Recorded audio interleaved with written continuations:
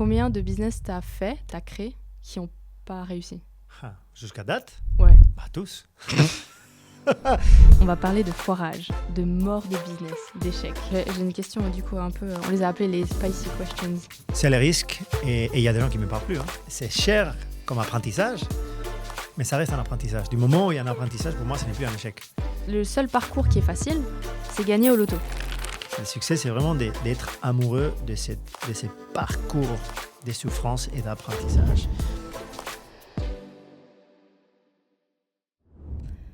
Les échecs sont les marches du succès, disait Oscar Wilde. L'échec est simplement l'opportunité de recommencer, cette fois plus intelligemment, disait Henry Ford. Et Albert Einstein, il disait « Celui qui n'a jamais fait d'erreur n'a jamais tenté quelque chose de nouveau ». Vous avez compris ? On va parler de foirage, de mort de business, d'échec. Le truc, c'est que l'échec, c'est horrible. C'est horrible pour l'ego d'abord, puis parce qu'il faut revoir tous ses plans. Mais ça ne veut pas dire que c'est la fin du monde. Si vous m'écoutez, vous savez que j'en parle souvent en bien et qui m'a permis à moi de faire une tonne de belles choses. Et d'ailleurs, je crois qu'on va en parler aujourd'hui.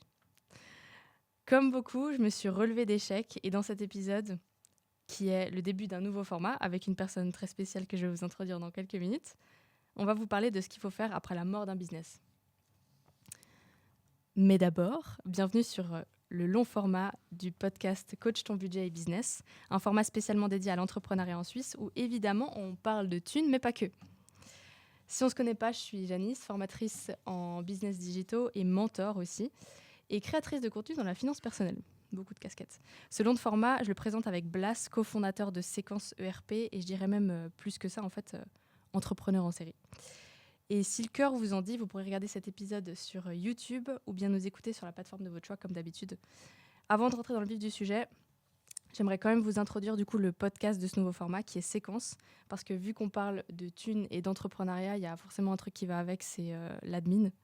Et Séquence, c'est tout simplement un outil qui va vous permettre d'automatiser tout ce qui est facturation, RH, impôts, que j'utilise moi-même d'ailleurs pour ma boîte.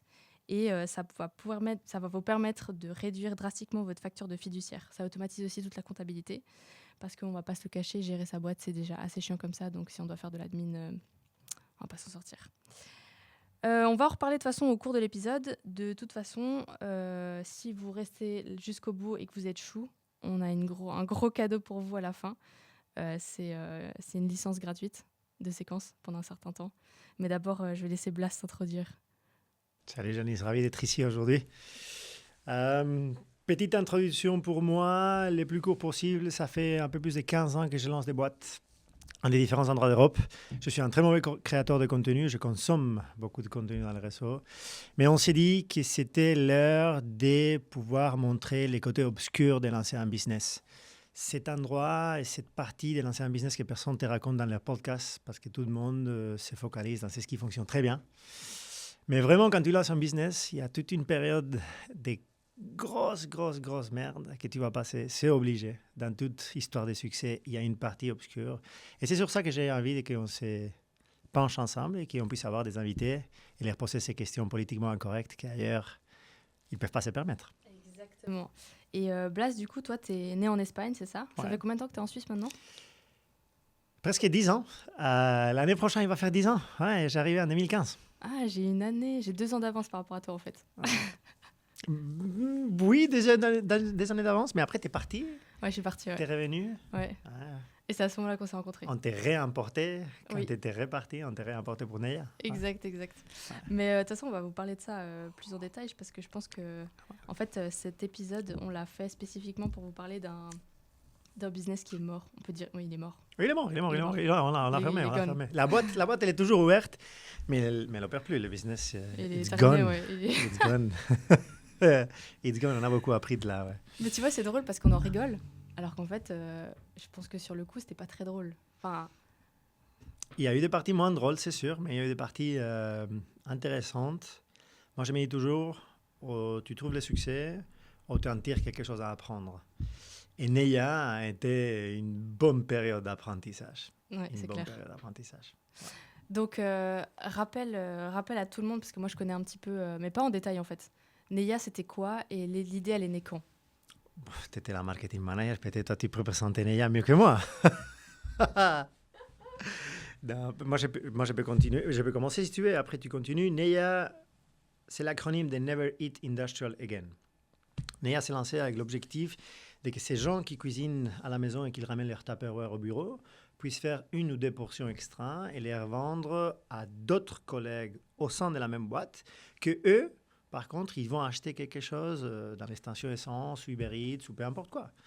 Donc, c'était un peu l'idée de fomenter cette économie circulaire, de que la personne qui fait déjà quelque chose puisse faire un peu plus pour gagner de l'argent et c'est lui qui va acheter dans la grande distribution, qui puisse manger finalement fait maison. C'était le modèle initial.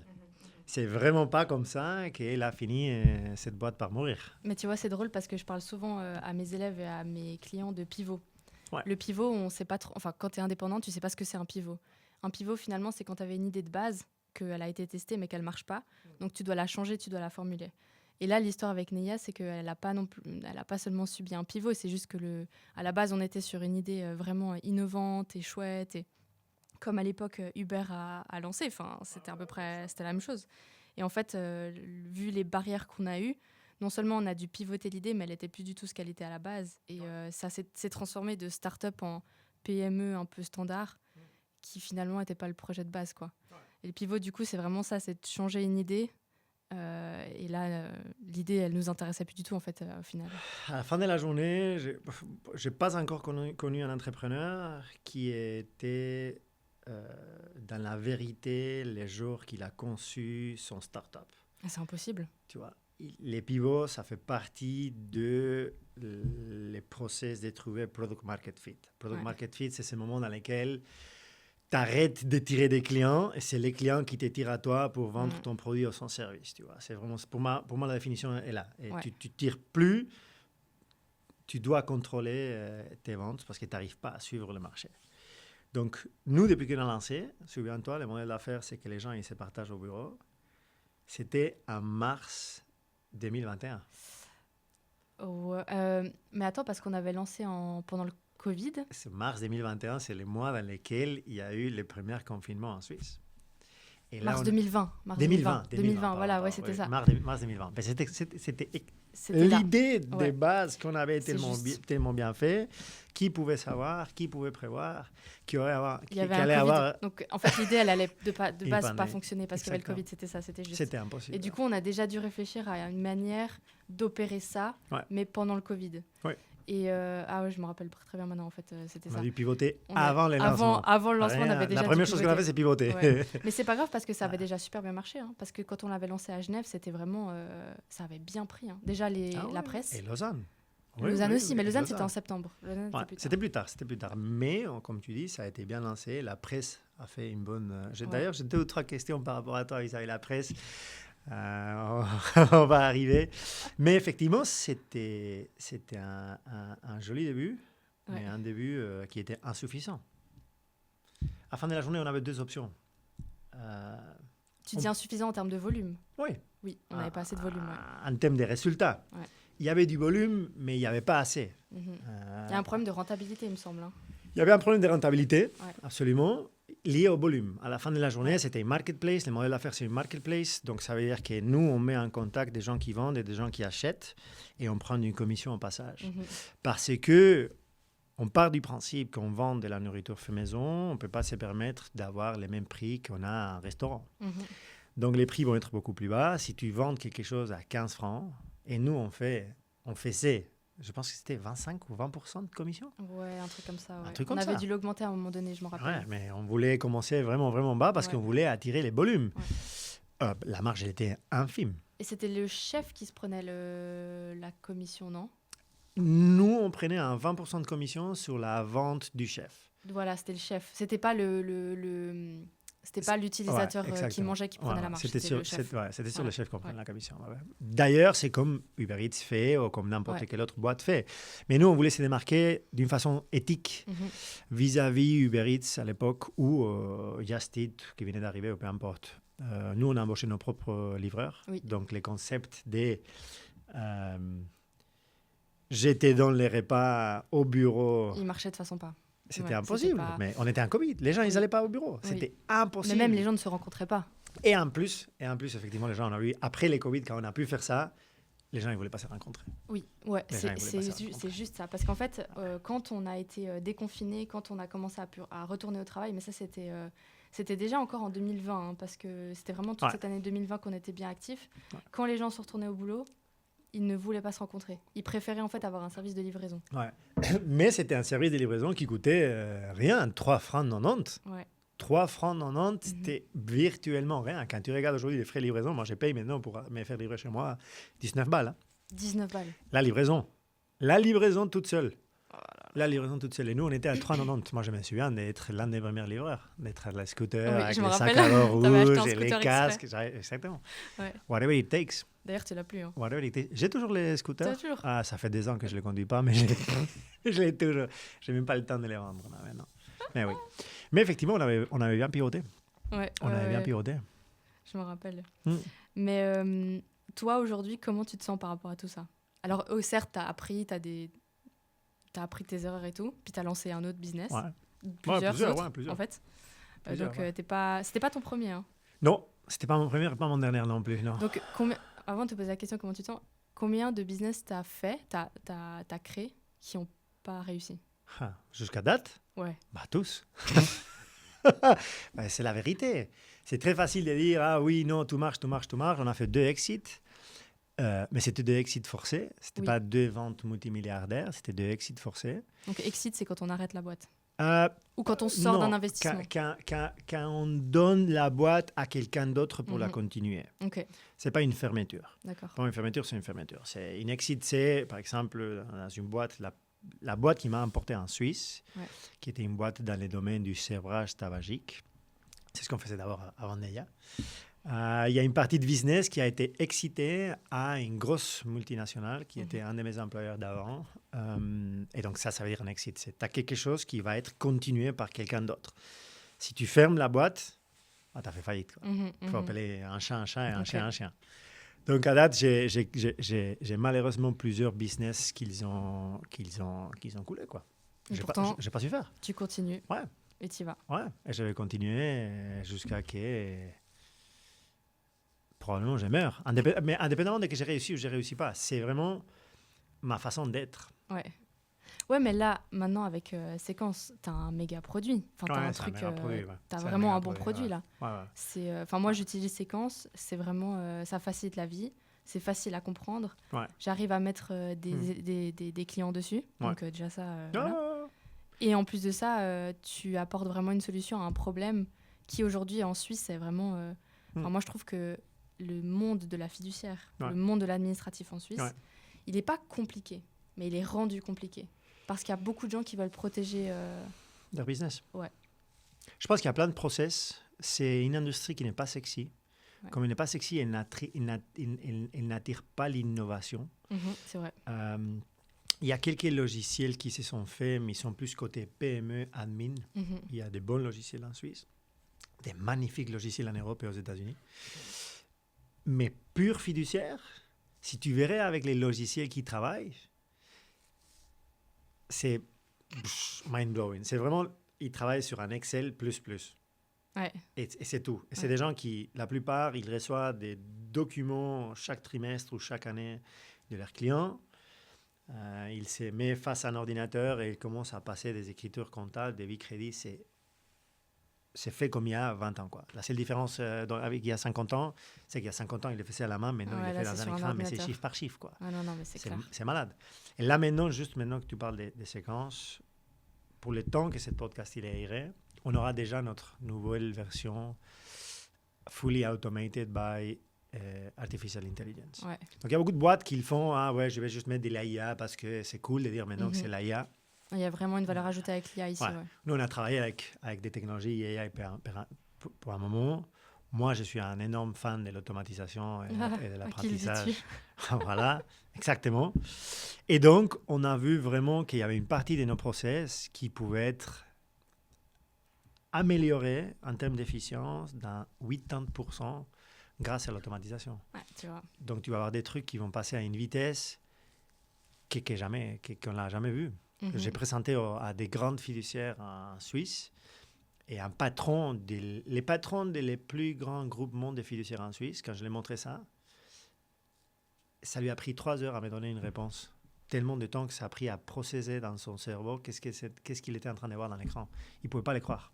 Quand je lui disais des paroles, qu'est-ce que j'allais lui montrer, il était absolument sceptique. Ok. Quand il a vu comment ça s'est passé dans l'ordinateur de façon automatisée, il n'avait pas de parole.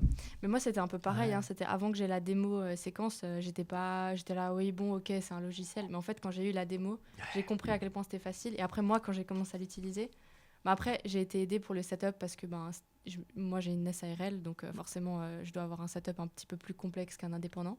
Ouais. Mais même un indépendant qui veut faire son truc tout seul, il y arrive, en fait. C'est vraiment hyper facile. Ouais. Et il y a une partie d'apprentissage, comme tu as dit. Ouais. C'est important.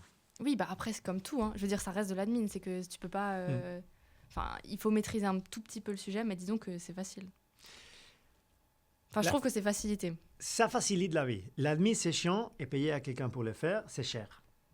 Tu vois, la base, elle est là. L'admin, c'est chiant. Personne qui a une boîte, qui a lancé une boîte, il a envie de faire l'admin. Tu n'as pas envie de faire la facturation, tu n'as pas envie de faire les factures, tu n'as pas envie de suivre les gens qui ne te payent pas, tu n'as pas envie d'enregistrer tes factures de loyer, téléphone. Tu n'as pas envie de faire ça parce que ça t'enlève du temps du développement de ton business. Toi, tu as lancé ton business pour coacher des gens, pas pour passer des heures à faire des factures. C'est chiant. Si tu veux que quelqu'un les fasse pour toi en Suisse, c'est cher. C'est cher. C'est cher. C'est cher. Donc, si nous, on te donne un outil dans lequel tu peux automatiser une partie de ça, c'est sûr que ce n'est pas... Tu as un outil à 20 balles, à 25 francs par mois, et tout d'un coup, ça disparaît. Ça disparaît, ton admin. Évidemment, ce n'est pas possible de faire comme ça. Mais si on arrive à te le réduire, aujourd'hui, dans 40%, et avec la nouvelle version, dans 80%, c'est imbattable. Mais je me réjouis. Et j'ai vraiment hâte de sortir ça en janvier. Vraiment hâte. Mais du coup, pour revenir à Neya, parce qu'il faut quand même qu'on explique un peu ce qui s'est passé, c'est que en fait, on a lancé, on était censé lancer juste pendant le Covid. Vraiment, mars 2020, c'était le lancement. Moi, j'avais commencé en décembre 2019. On devait lancer en mars 2020. Tout était prêt, mais il y a eu le Covid. Et surtout, tu te rappelles, on avait les bols. Les bols j'ai toujours à la maison des bols. Hein. Oh là là. J'ai toujours 1000 bols. Les bols, on a eu 6 à 7 mois de retard, il me semble. C'était plus de 20-30 000 bols qu'on avait commandés en Chine, qui ont été retardés du coup. Et en fait, Neya a eu quand même du succès. Hein. Enfin, je veux dire, il y a eu quand même... franchement, il y avait une belle communauté. On a fait quelques événements, c'était cool, malgré le Covid. En fait, malgré la situation, le projet avait bien pris. Il y avait vraiment de la demande. Et c'est pour ça qu'après, on a lancé à Lausanne en septembre 2020. Lausanne a aussi bien fonctionné. Donc, on a répliqué le modèle à Lausanne. Et après, il y avait un plan de lancement dans plusieurs villes suisses. Mais ce qui nous a freiné, c'était les autorités publiques parce qu'ils n'étaient pas 100% OK avec les normes hygiène. Et là, salutations aux chimistes cantonales de Genève. Et là, pour donner un tout petit peu plus de contexte sans rentrer vraiment dans le détail, en gros, on a essayé de travailler avec eux sur une formule qui satisfaisait tout le monde au niveau hygiène, avec une formation, avec des normes qui étaient réglées, etc. Ça n'a pas fonctionné. Donc, on a un peu senti le truc... Bon, ça n'a pas fonctionné. À la fin de la journée, on arrivait à avoir un cadre pour que les gens ils cuisinent depuis leur maison et qu'ils puissent vendre. Et même les inspecteurs, ils allaient chez les chefs, chez les home chefs qu'on les appelait. Ils allaient tout pour tenait valider. La route. Donc, ça tenait la route. C'est juste que ça n'a pas été accepté. Ou alors, ça aurait été accepté après des mois ou des années. Ça n'avait pas été accepté par qui? Par les publics? Non, par les autorités. Oh, les autorités, on les avait déjà. Si. Il y avait Lausanne et Genève. Ils n'étaient pas d'accord les deux. En fait, il y avait deux manières de traiter le cas. C'est la beauté de la Suisse. Ça, c'est la beauté de la Suisse. À Genève, c'était accepté. À Lausanne, ils disaient, peut-être pas. Ouais, c'était ça qui était compliqué. Mais on n'a jamais eu un non définitif de dire non, vous devez arrêter de faire ça. Nous, on avait pull out de Lausanne parce qu'on devait faire un choix économique à un certain moment. Il y avait une trésor dans la boîte qui restait. Et on voulait mettre tout all-in dans les marchés qu'on contrôlait, qui étaient Genève, pour essayer de faire marcher. Parce qu'on avait besoin de beaucoup de volume. Complètement. Et le truc aussi, c'est que on a senti que ça collait pas. Et progressivement, en fait, à partir de l'automne, là, pour moi, c'est un peu flou, en fait. Je me rappelle plus exactement. Après, on a senti que ça slidait. Ouais. Et après, moi, j'ai décidé de partir en janvier et en avril, je suis partie. Ouais. Et là, tu peux nous raconter un peu cette partie un peu sombre. Oui, bien sûr. On avait un problème lié à la disponibilité des repas de façon stable dans la plateforme. Oui, Donc, ouais. à la fin de la journée, un marketplace fonctionne parce que tu as Il y a deux côtés. parties. Tu as Exact. la partie des vendeurs et tu as la partie d'acheteurs. Chez Uber, c'est les Taxi. taxi drivers et les riders. Uber Eats, c'est les gens qui livrent, non. Les restaurants et l'acheteur, la livraison elle est au milieu. Donc en fait, chez eBay, c'est les gens qui vendent et les gens qui achètent. C'est le modèle d'affaires. ce qui est aussi intéressant d'un point de vue business, c'est que déjà, il faut anticiper tous les risques qui peuvent survenir dans un business. Et il y a des risques que tu ne pourras pas anticiper qui vont tomber. Ouais. Par exemple, là, en fait, oui, tu avais anticipé cette histoire parce qu'on avait une bonne étude d'avocat qui suivait le cas et qui nous avait aidé à gérer l'histoire. La partie légale, Voilà, la partie légale, elle était bien gérée. Bien calée. Voilà. Bien calée. Mais après, au niveau de l'offre et de la demande, ce qu'on a réalisé en cours de route, c'est qu'en fait, il te fallait tant des commerciales qui recrutaient des chefs que des commerciaux, que la partie marketing pour acquérir du C2C, en fait. Ouais. Et ça, c'est hyper complexe comme business parce que tu as vraiment deux endroits où tu dois aller chercher des clients pour la boîte. Ouais. Et les unit economics, ils ne collaient pas.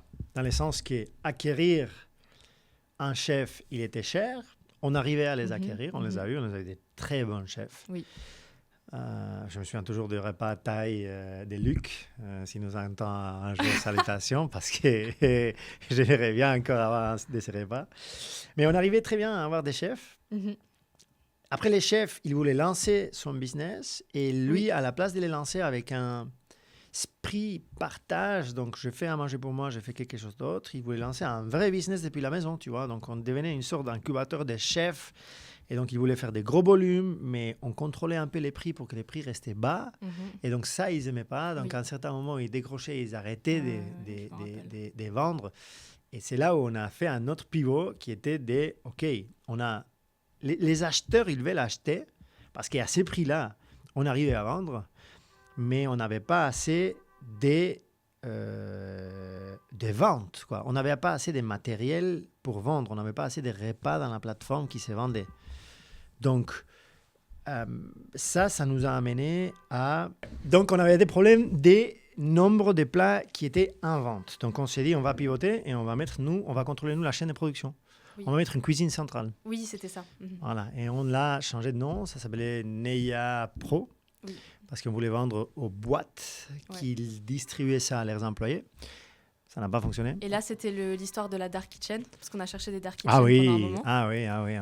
Et après, moi, je suis partie. Et là, tu voulais aussi embaucher des chefs.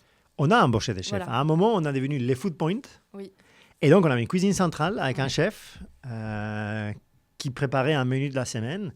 Et donc, nous, on s'occupait, plutôt que d'acquérir des chefs et des eaters, on les appelait, des gens qui achetaient, on s'est focalisé juste à acquérir des gens qui voulaient manger bien au bureau, pas cher. Et on faisait les contrôles de la production. Mais là, on a été encore confronté à un autre problème des unit economics, qui est les prix des revient du plat étaient plus élevés que le prix des ventes. Ouais, tu vois, pas rentable. Mais ça, c'est la food. Hein. C'est très difficile. Oui. C'est difficile. Quand tu travailles avec... Quand tes matières premières, tu les mets de bonne qualité et tu vends un plat livré à 15 francs, rien que tu mets 150 grammes de protéines, t'es dans la merde. On est en Suisse, les bons poulets, ils coûtent 40 balles le kilo. Donc... Comment tu as vécu un peu? Est-ce que tu penses que c'était un peu une descente aux enfers, cette partie-là? Jusqu'à que tu fermes complètement? I don't know. On a essayé. Je ne sais pas si descente aux enfers, c'est la bonne terminologie, mais ce n'était pas facile. Mais comment tu t'es senti dans ce moment-là? Mais à la fin de la journée, la réalité, c'est que j'ai mal géré les trucs. Mais il n'y a pas une autre. Hein. C'était quoi la plus grosse pression? C'était vraiment l'échec? Est-ce que c'était une pression financière? C'était quoi là? C'était l'argent. We were running out of money. Il n'y avait plus d'argent. À un moment, il n'y avait plus d'argent. On a dû aller rechercher des investisseurs. On a recherché des investisseurs. On a retrouvé des investisseurs. On a trouvé des gens qui croyaient en nous et qui croyaient dans les modèles d'affaires et auxquels je serai éternellement remerciant parce que les investisseurs initiaux, ils n'ont pas voulu suivre à un certain moment. Bah ouais. Ils ont dit, jusqu'ici, on met de l'argent, on ne va pas mettre plus d'argent. Et donc, on s'est retrouvé avec une grosse dette personnelle envers la boîte, des salaires qu'il fallait payer et qu'on ne pouvait pas payer. Donc, on est allé chercher des investisseurs. Ça a été difficile de trouver des gens. Ouais, parce que comment tu justifies à des investisseurs le projet, il n'est pas comme il aurait dû être. Enfin, tu dois pitcher un truc qui est en train de couler, en fait. Ouais. C'est hyper dur. Tu pitches les pivots, tu pitches ta vision à 3 ans, à 5 ans, et à la fin de la journée, les gens, ils vont à cette stade du business, qui est un certain modèle d'affaires, mais il n'est pas prouvé. Les gens, ils investissent sur toi. Tu es la boîte, tu es les produits. Et donc, ils vont investir sur ta vision, sur ce que toi, tu es capable de faire à 2, 3, 4 ans avec leur argent. Et ils comprennent, les gens qui sont dans les affaires, ils vont comprendre que tu dois pivoter et tu dois avoir des échecs. Et là, maintenant, tu es dans un moment d'échec. Le problème dans cette négociation, c'est qu'il tient la poêle par la manche. Je ne sais pas si on dit ça en français. C'est comment en espagnol? La sartén por el mango. On tient la poêle par la manche, quoi. Littéralement, j'ai traduit ça. Et donc, c'est un peu... Ouais, on a eu des discussions compliquées avec nos investisseurs. Oui, ils nous ont serrés. Moi, j'ai dû vendre une grosse partie de mes actions parce que les investisseurs initiaux, ils ne voulaient pas vendre les siens. Moi, je ne voulais pas que la boîte meure. Donc, j'ai vendu une partie de mes actions. Okay, ouais.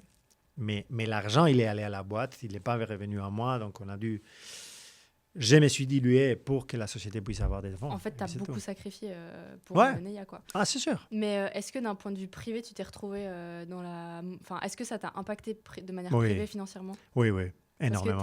Parce que tu sais, on dit souvent, la première année en tant que fondateur, enfin, la première année, pas que la première année, les débuts en tant que fondateur, ils sont un peu chauds parce qu'on ne se verse pas forcément de salaire, on n'a pas forcément beaucoup de thunes. Mais toi, cette période, elle a duré un sacré moment et surtout que tu avais toi-même mis de l'argent, en fait. Oui, beaucoup d'argent. On a mis de l'argent au départ. J'ai eu des friends and family, donc des gens autour de moi qui ont mis de l'argent au départ. Après, j'ai remis de l'argent après parce que j'ai d'autres business et Yang qui a bien marché et ça m'a permis de réinjecter pas mal d'argent. Et à la fin de la journée, on vivait de l'investissement. Les ventes, ils existaient, mais je ne sais pas, on faisait un 20% de com', on avait certaines ventes, au meilleur, on a encaissé un peu moins de 10 000 balles. Quoi. Ouais. Mais après, je veux dire, la clôture d'une boîte, c'était une SA, donc au final, t'as pas... La boîte, elle est toujours ouverte. Ah, t'as toujours la SA? La boîte, elle est toujours ouverte. Ouais, la boîte, elle est toujours ouverte. On n'a jamais pris le temps de la fermer. Je veux juste regarder parce que sur ça, ça va être à moi. On a claqué pas mal d'argent, ouais. Je l'ai dit avec une souris, mais je sais que certains de mes investisseurs, et ils ont raison, ils n'ont pas pris les nouvelles avec autant d'humour, mais à la fin de la journée... C'est ça, le risque, quoi. Ah oui, c'est le risque. Et il y a des gens qui ne me parlent plus. Hein. Oui, justement. Tu as sacrifié aussi y a des gens qui ne me parlent plus. Des amitiés, quoi, en fait. Oui, et des gens de la famille. Des gens de la famille. Il y a des gens de la famille qu'ils ont rentrés et qu'ils n'ont pas accepté bien que le business s'est arrêté. Ouais. Et il y a des gens qui, depuis l'appel que j'ai dû leur faire pour dire on arrête, on a pu parler. Mais tu vois, c'est un peu ça le truc du business, c'est que quand tu connais, quand tu es dedans, enfin moi je veux dire, ça fait des années maintenant, déjà Neya, tout ça, je sais très bien que si on me demande d'investir ou enfin que je suis là-dedans, il y a des risques. Enfin, il y a des risques inévitables. D'ailleurs, quand tu vois comment fonctionne une VC, elle n'investit pas que dans une boîte. Elle va faire un portefeuille de boîtes. Clairement. Il y a des winners et il y a des losers. Et in fine, le but, c'est que...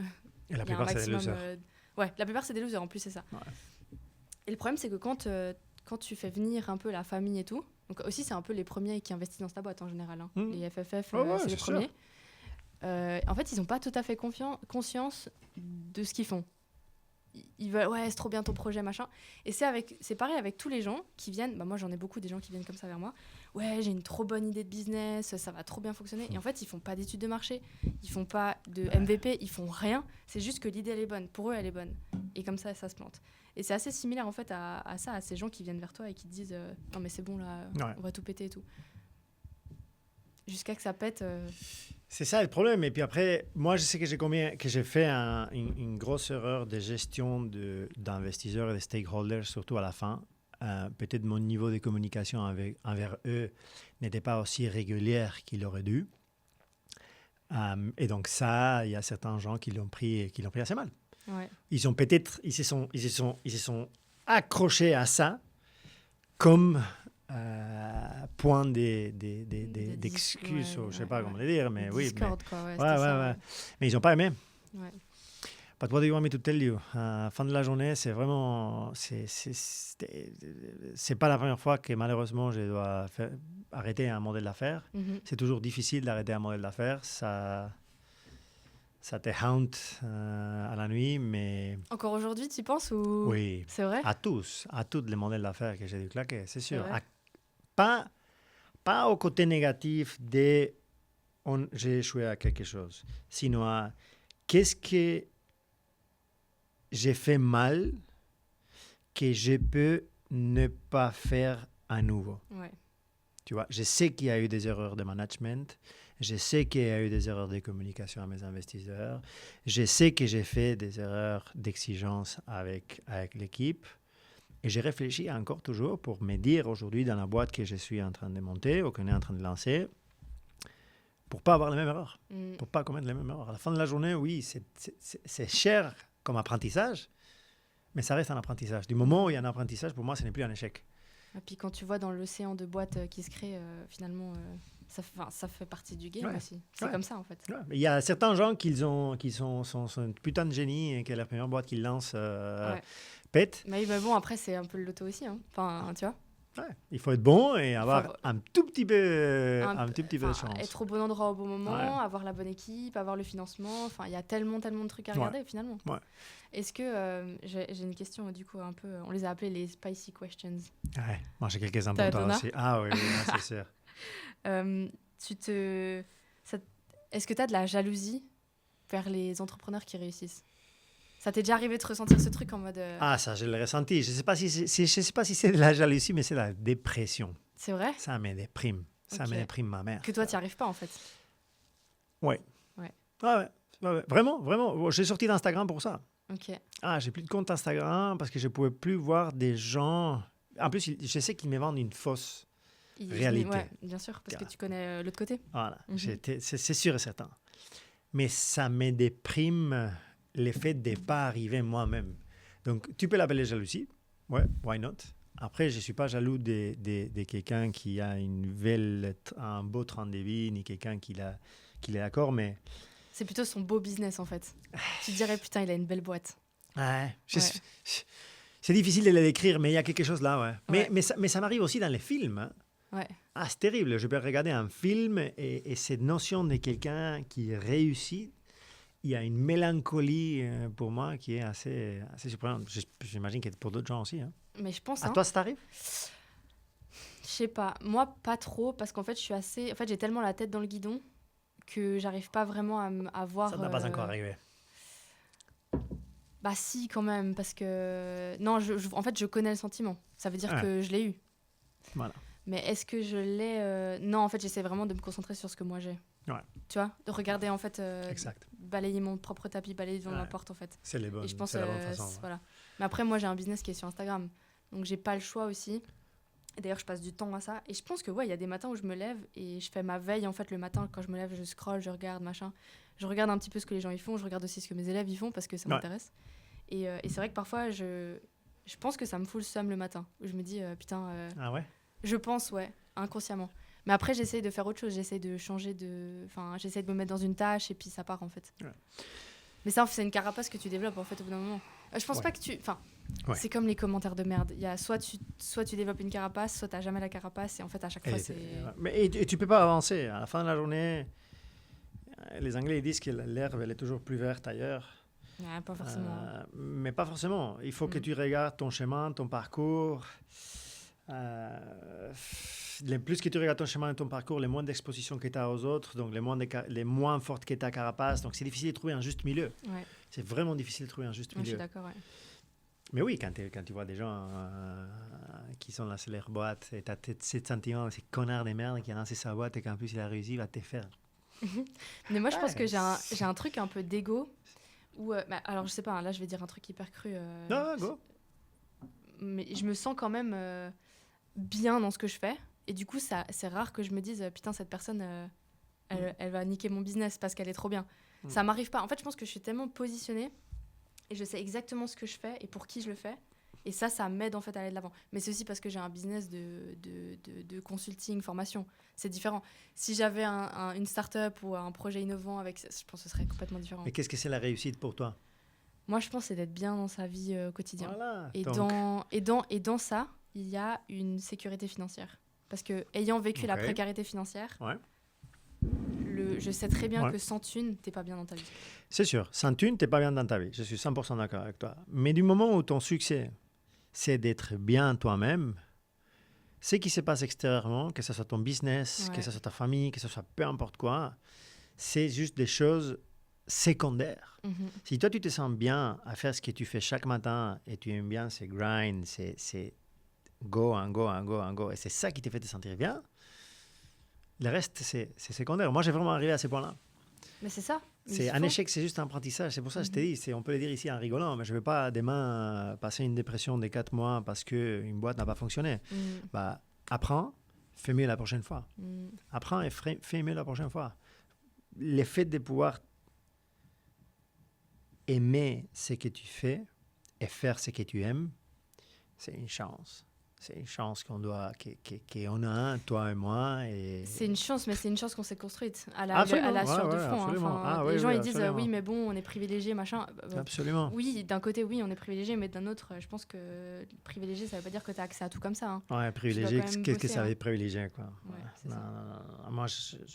Moi, je viens d'un background qui est ce qu'il est. Et oui, certainement, on n'est pas né dans un mauvais quartier, ni en Afrique sans rien à faire, ou en Amérique latine, ou dans des pays du monde qui ont des situations vraiment de merde. On est tous d'accord sur ça. Donc, sur ces points-là, on est très privilégié par rapport à. Mais je pense qu'il n'y a personne qui est venu, il nous a donné les choses déjà faites. Hein. Non, c'est toujours une décision personnelle. Hein. Soit tu restes où tu es, soit tu avances. Et ça, et tu composes avec ce que tu as à la base. Ouais. C'est-à-dire soit certains beaucoup et certains rien. Il y a des gens qui suivent un parcours et des gens qui s'y créent son parcours. C'est ça. Et moi, je pense que les entrepreneurs, ils créent leur propre parcours contre tout pronostic. Lancer une boîte, c'est s'affronter à couler. La réalité, c'est que la plupart des boîtes qui se lancent, ils coulent. Ouais. C'est la réalité. Ouais, c'est les stats. Hein. C'est les stats. C'est comme ça. Exactement. Tu parlais avant des VC. Un VC qui investit dans des boîtes et pour lesquelles les 20% des investissements, donc 2 sur 8, sont une réussite. Ouais, des unicorns. C'est un très, très, très bon VC. Ouais. Donc, ça veut dire qu'ils savent, quand ils investissent, qu'il y a 8 sur 10 qui vont couler. Ouais. Si tu regardes les stats de combien de boîtes ils passent la 3e année de vie, putain, c'est des merdes. Quand tu regardes des licornes, il y en a rien, quoi. Il y en a rien. En Europe, en plus, il y en a rien. Donc effectivement, c'est lancer, c'est faire son propre chemin contre tout pronostic et aller se battre contre l'univers sans rien, avec les mains dans les poches, quoi. Et du coup, c'est quoi ta spicy question? J'ai plusieurs. Ah. Ouais, j'ai plusieurs questions pour toi. Je suis allé taper dans les souvenirs. Dans les souvenirs. Ah oui, dans les souvenirs. Parce qu'on a commencé ensemble il y a quelques années. Ça fait 5 ans. Ok. Toi, tu étais quoi? Marketing manager. Ouais. Et moi, c'était le CEO qui pensait tout savoir. Ah, non, mais c'est la vérité, il faut dire les choses. Aujourd'hui, les rôles, ils se sont inversés. De quoi? De toi et moi? De toi... Mais moi, j'ai continué à être le CEO qui pense tout savoir. Non, je crois que j'ai maduré, que je suis un peu plus mature sur cette scène-là. Mais toi, tu n'es plus un marketing manager, tu ne travailles plus pour quelqu'un. Oui. Maintenant, tu es la chef de ton business. Tu commences à avoir des gens qui travaillent pour toi, peut-être pas des employés, mais des prestataires de services. À la fin de la journée, tu dois les gérer d'une façon ou d'une autre. Presser, quoi.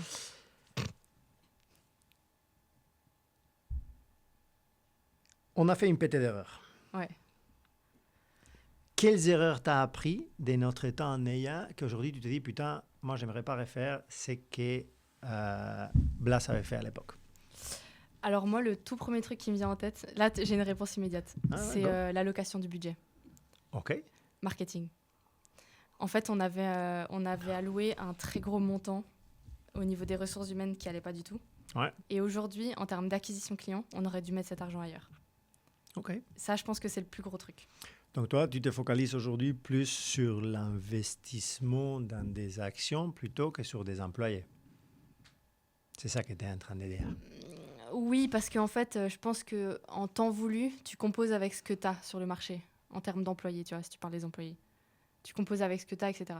Mais par contre, au niveau de l'acquisition, du budget, je pense qu'on a mis de l'argent au mauvais endroit. Mais à l'époque, il n'y avait aucun de nous qui était capable de dire non, mais là, votre argent, il est mal investi. Ouais. On pouvait pas, enfin, c'était impossible. C'est une façon de le faire, non? C'est une façon de le faire, c'est faire un cercle, c'est comme ça. T'en as une autre? Ouais, j'en ai une dizaine. Oh, les uns plus spicy que les autres. Ça, c'est le starting point. Ça, c'est juste facile. Ouais, tu vas voir. La 6, elle est puissante. Okay. Ah oui. Mais on va commencer par un moment qui a été difficile entre nous. Ok. Tu te souviens qu'un jour que j'ai dû venir jusqu'à Lausanne pour parler avec toi en appartement? Oh, oui. Suite à une décision que j'avais prise, que tu n'avais pas appréciée. Ouais. On ne va pas parler de la décision, parce que ça, c'est notre histoire. Oui. Mais aujourd'hui, tu coaches des gens. C'était une décision nécessaire. Oui. C'était une décision nécessaire que tu n'as pas appréciée. Ouais. Et donc, ça nous a énormément éloignés. On venait d'être très proches dans le business. Et moi, en rétrospective, je pense que c'est la première pierre dans ton départ. Il n'y avait pas que ça, je pense. Il n'y avait pas que ça. J'ai une question par rapport à ça. Okay, t'inquiète, on arrivera là. Mais je pense mais c'est quoi du coup la question? Donc la question, c'est aujourd'hui que toi, tu dois coacher des entrepreneurs. Comment est-ce que tu gères ces moments dans lesquels tu dois communiquer quelque chose à quelqu'un quand tu sais bien bon que la personne auquel tu dois la communiquer, que c'est peut-être un des clients ou un des prestataires de services, qui ne va absolument pas apprécier la communication? ChatGPT. Non, je rigole. ChatGPT, please do this for me. Ça serait pas mal ça. Non, je rigole.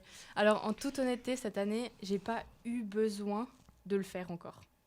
Mais, alors, à l'heure où on enregistre le podcast, je l'ai pas encore fait, mais je vais devoir annoncer quelque chose d'inconfortable. Mais on n'est pas à ce niveau-là d'inconfort. On n'est pas là, parce que c'était vraiment quand même une grosse décision. Aujourd'hui, en fait, comme j'ai la posture aussi maintenant de chef d'entreprise, finalement, que je dois prendre des décisions au niveau budgétaire pour ma propre boîte. Et d'ailleurs, quand j'étais dans la boîte après Neia, j'ai dû aussi prendre des décisions un peu pourries comme ça. Mais jamais à ce niveau-là. Et en fait, j'ai toujours bien préparé la chose en me mettant à la place de la personne, en me disant, comment est-ce qu'elle va réagir, machin. Donc, in fine, je m'en suis bien sortie. Mais là, l'annonce que je vais devoir faire dans pas longtemps avec un prestataire de service, avec qui je vais devoir un peu couper les ponts parce que, en fait, moi, ça me va pas. C'est un peu chaud. Et là, pour l'instant, j'ai pas encore préparé ce moment-là. Et je pense que je vais devoir mettre plein de scénarios en place, expliquer déjà ma décision et vraiment dire, moi, pour ces raisons-là, ça me convient pas. Après, comment la personne, elle réagit, tu peux pas contrôler. Tu peux jamais contrôler, en fait.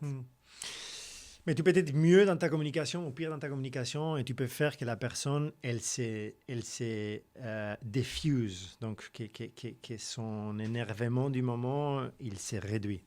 Chris Voss, c'est un très bon auteur qui peut te donner quelques tips par rapport à ça. Chris Voss, qui est l'auteur de Never Split the Difference, ou en français, Ne jamais couper la poire en deux. C'est un négociateur, un négociateur de l'FBI. Moi, je l'ai suivi depuis le début, qu'il a lancé ses masterclass. J'ai lu son bouquin 3 fois. Il est vraiment bien. Et il parle précisément de ça, de ces moments dans lesquels la tension, elle monte énormément. Quelle technique tu peux utiliser pour la faire redescendre? Après, ça dépend toujours de la situation de la personne. Je veux dire, si tu lui coupes, tu vois, si tu licencies quelqu'un, et quelqu'un qui financièrement ne peut pas assumer un chômage ou comme ça, c'est terrible. Tu dois arrêter une prestation avec un prestataire de service où tu es son principal revenu, pareil. En plus, lui, il n'a pas de chômage, donc financièrement, c'est chaud. En fait, de toute façon, quand ça lie de la thune, c'est compliqué. C'est souvent ça le nerf de la guerre. Parce qu'après, quand tu es dans une situation un peu d'ego, de leadership, un peu plus, tu vois, là, tu peux trouver beaucoup plus de compromis. Je dirais, je sais pas, comme ça. Oui, tu peux trouver des compromis. En plus, le problème quand tu vires quelqu'un, quand tu dois arriver à ces moments dans lesquels tu t'arrêtes, très souvent les gens ils pensent que c'est parce que l'autre personne l'a mal fait. Virer quelqu'un, c'est un échec de la personne qui est en train de virer et non à l'inverse. Quand tu dois couper un prestataire de service ou quand tu dois dire à quelqu'un on ne peut plus travailler ensemble, c'est parce que tu n'as pas réussi à faire marcher le travail. C'est toi c'est comme c'est un copain, tu dois quitter ton copain, c'est à deux. C'est pas juste d'un côté, c'est les deux que ça ne fonctionne pas. Donc c'est difficile de virer quelqu'un parce qu'on doit se regarder dans les miroirs et dire pourquoi j'ai arrivé à cet extrême dans lequel je ne peux plus faire marcher ça.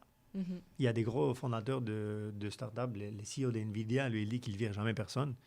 À voir si c'est vrai. Mais c'est son truc. Il dit, moi, je ne vire jamais personne. Ouais, bah, Ce lui, qui- il a des gens qui virent les gens pour lui. Non, mais je sais pas. peut-être. Mais lui, c'est rester avec et travailler et faire évoluer peu importe quoi jusqu'à ce que tu es capable de travailler de la façon qu'ils veulent. Bon, moi, je trouve ça quand même chaud, quoi. On n'est pas non plus. To some à extent, ça l'école. fonctionne, mais Ouais. au bout d'un moment, je veux dire, Ouais. faut voir la vérité en face. Ouais, hein. c'est sûr. Enfin, Mm. c'est de l'optimisation C'est aussi, sûr. au final. Hein. Une Absolument. boîte, c'est ça. Hein. Absolument. Et je pense que c'est jamais ni l'un ni l'autre. Il y a toujours des gray zones. Mm. Mais je peux te dire 2 ou 3 fois que j'ai dû virer à des gens que c'était ma faute. Hein. Mhm. Que j'ai pas su gérer la personne, ou j'ai pas su gérer à la personne qui devait gérer à la personne, et on s'est retrouvé dans cette situation. Ouais. Et des gens que j'ai dû les envoyer grave à la merde. Mais du coup, maintenant, j'ai envie de savoir la prochaine spicy question. Yes, je vais sauter quelques-unes, comme ça on Ok. augmente. Tu veux monter en spicy? Ouais, on Ok. va monter. Donc, moi je sais qu'à l'époque j'étais un terroriste. T'es plus? Je me suis modéré beaucoup. Vraiment, les gens, ils ne me croient pas. Ils pensent que maintenant, je suis un terroriste. Je leur dis, ah, vous ne m'avez pas rencontré Ils l'ont pas vu avant. à l'époque. Mais bon, surtout, aucun résultat n'était jamais assez. Ça, c'est vrai. Peu importe le résultat, c'était Not pas good enough. suffisant. Oui, Not c'est good vrai. enough, not good C'est enough, vrai. not good enough, not good enough, not good enough, not good enough. Toi, tu étais la réceptrice de ça. Oui, j'étais front row. Voilà, toi, Oui. tu faisais un truc, c'était bien, mais ma Jamais réaction assez. était not enough. Ouais. Peu importe quoi, it was not enough, not enough, not enough, not enough. Maintenant, c'est toi qui lances les business. Donc, est-ce que tu as adopté et tu comprends, c'est not enough, ou tu fais quoi? Ou tu as appris à faire, Putain, c'est suffisant C'est pour trop moi. une bonne question parce que, en fait, il faut savoir que dans mes clients, Ouais. alors on va différencier deux choses. On va différencier mon business et on va différencier quand je coach des gens. OK. En fait, dans mon business, c'est pas, je suis un peu dans cette mentalité not good enough, never good enough. C'est-à-dire que oui, je vais fixer des objectifs et franchement, sans me vanter, en général, je les atteins parce que je les fixe correctement. Mm. Mais à chaque fois, je me dis, bah, si tu les as atteints, tu aurais pu faire mieux, en fait. À chaque fois, je me dis ça. Et du coup, ça me pousse à aller toujours plus loin. Et parfois, c'est un boomerang qui me revient un peu dans la gueule parce que c'est vraiment, c'est pas autant ce que je dis, mais j'ai trop de succès, trop de choses qui se passent bien par rapport à ce que je peux gérer. Ouais.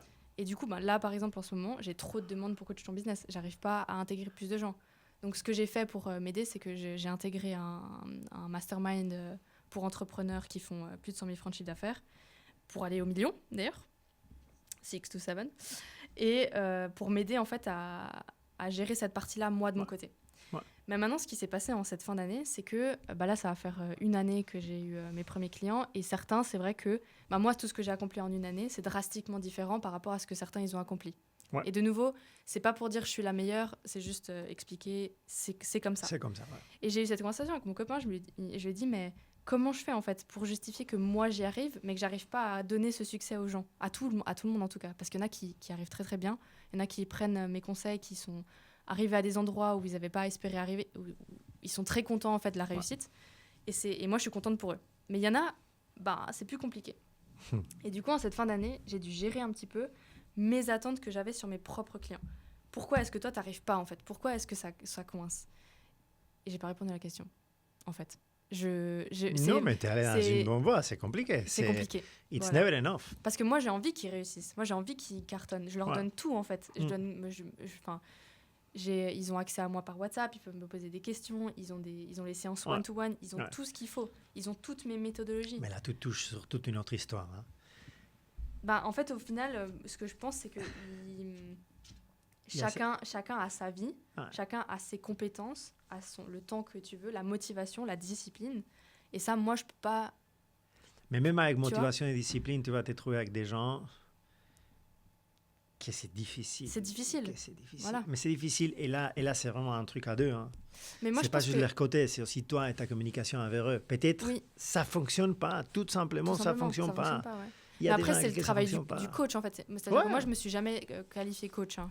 Je me considère pas coach. Pourtant, C'est c'est vrai, coach ton budget. Hein. Ouais, c'est coach ton budget. Mais c'est juste, c'est coach ton budget. Ouais. C'est toi qui coach C'est pas à ton toi, business, toi qui Ouais. coach machin. Ok. Moi, je me considère un peu plus mentor dans le sens où je Ouais. viens avec une certaine méthodologie, je viens avec une certaine connaissance, parce que du coup, j'ai suivi beaucoup de gens cette année, et même avant, en fait, avec tout mon background, je connais beaucoup de choses. Je viens avec une certaine méthodologie, et je vais les mentorer, en fait, je vais les aider à faire ça. Ouais. Mais du coup, effectivement, il y a des gens pour qui ça prend pas, mais souvent, en fait, parce que moi, je reste en contact avec eux, hein, je leur demande, oui, comment ça va, où est-ce que tu en es, etc. Et souvent, c'est des raisons perso. Oui, alors cette année, il y a eu ça, là, en ce moment, il y a ça, je me sens démotivée, etc. Donc moi, j'essaye un peu de venir avec ce coup de boost, de dire, c'est OK, prends ton temps, etc. Pas pushy, pas qu'est-ce que tu fais, vas-y, réveille-toi, on n'est pas sur un ring de boxe, tu vois. Ouais. Mais parfois, moi, c'est ce que je me dirais à moi. Je me foutrais des claques et je me dirais, qu'est-ce que tu fais là, enfin... Mais pas tout le monde est comme toi. Mais pas tout le monde est... Voilà. Et ça, c'est vraiment un truc qu'il faut avoir une chier d'intelligence émotionnelle pour comprendre à quel moment tu interviens, à quel moment tu n'interviens pas, où est-ce que tu ranges ta propre volonté, tes propres ambitions, et à quel moment tu viens... Enfin, c'est hyper délicat, en fait. C'est super chaud. Ouais. Et moi, j'essaie vraiment de ne pas être stressante, de ne pas être intrusive, d'être là. Mais par contre, si la personne me dit, Janice, secoue-moi le cocotier, mais moi, je vais chez toi, je sonne à ta porte et je te verse un bac d'eau froide sur la gueule, tu vois. Enfin... J'ai embauché une coach perso pour me faire ça il y a 2 mois. Terrible. Mais effectivement, c'est difficile de faire marcher. Il y a certains gens, c'est difficile de calibrer ton travail avec eux. Oui. Très difficile. Encore, toi, je trouve que c'est encore plus difficile parce que quand tu parles de ton équipe, de tes employés ou de tes prestataires de services, quelque part, tu as la possibilité, j'espère que tu as la chance, de les choisir. Ah oui, tu peux construire cette relation. Tu vois. À la fin de la journée, quand tu embauches quelqu'un, tu as des interviews, tu peux un peu sélectionner. Oui. Quand tu parles de tes clients... Alors moi, maintenant, je les sélectionne. Okay. Maintenant. Okay. Mais toute cette année-là, je les ai pas sélectionnés. C'est-à-dire que ce sont des gens... Ils sont venus, quoi. Ils se sont sentis inspirés, ils m'ont fait confiance, ils se sont dit, elle va m'aider. Ouais. Donc, à un bout d'un moment, ils ont eu confiance en moi. Et d'ailleurs, c'est ça qu'il faut, c'est la confiance. Pour vendre un produit, il faut avoir de la confiance. Ouais. Donc ça a très bien marché. Et je pense qu'ils sont partis à un point de désillusion. C'est-à-dire qu'ils se sont dit... je sais pas si c'est peut-être trop de dire désillusion, mais ils se sont dit, en fait, juste en rejoignant ce programme, je vais y arriver. Et en fait, au bout d'un moment, ils se sont rendus compte que c'était peut-être trop de travail, qu'en fait, ils avaient changé d'avis. Qu'en fait, il y a plein de choses dans la vie qui font que. C'est pas que moi, j'ai fait de la merde ou quoi, c'est pas que ça. Peut-être qu'au final, j'ai fait un petit peu de merde, j'en sais rien. Tu vois, on m'a pas dit à ce jour, mais c'est vraiment tellement de facteurs qui font que ça peut ne pas fonctionner. Et moi, il faut aussi que je trouve ce truc... voilà. Tu penses que les gens, ils sont amoureux de leur vision de la réussite et non pas du parcours qu'il faut suivre pour arriver à la réussite? Parlant des réussites financières, hein, purement. Je pense que ça commence par là. Les gens, ils sont amoureux d'avoir de l'argent, oui, mais pas du parcours nécessaire pour arriver à avoir de l'argent. Mais parce que personne ne te dit que... En fait, le seul parcours qui est facile, c'est gagner au loto. Ouais, encore ici comme ici go. Voilà, exactement. Ça, c'est le seul parcours pour gagner de l'argent qui est facile. Le vrai parcours pour gagner de l'argent, déjà, ça dépend de où tu pars. Parce que moi, je démarrais avec rien du tout. Hein. Et d'arriver là où je suis, punaise, si on repart vraiment en 2019 quand j'ai rejoint Naya, là, j'avais rien.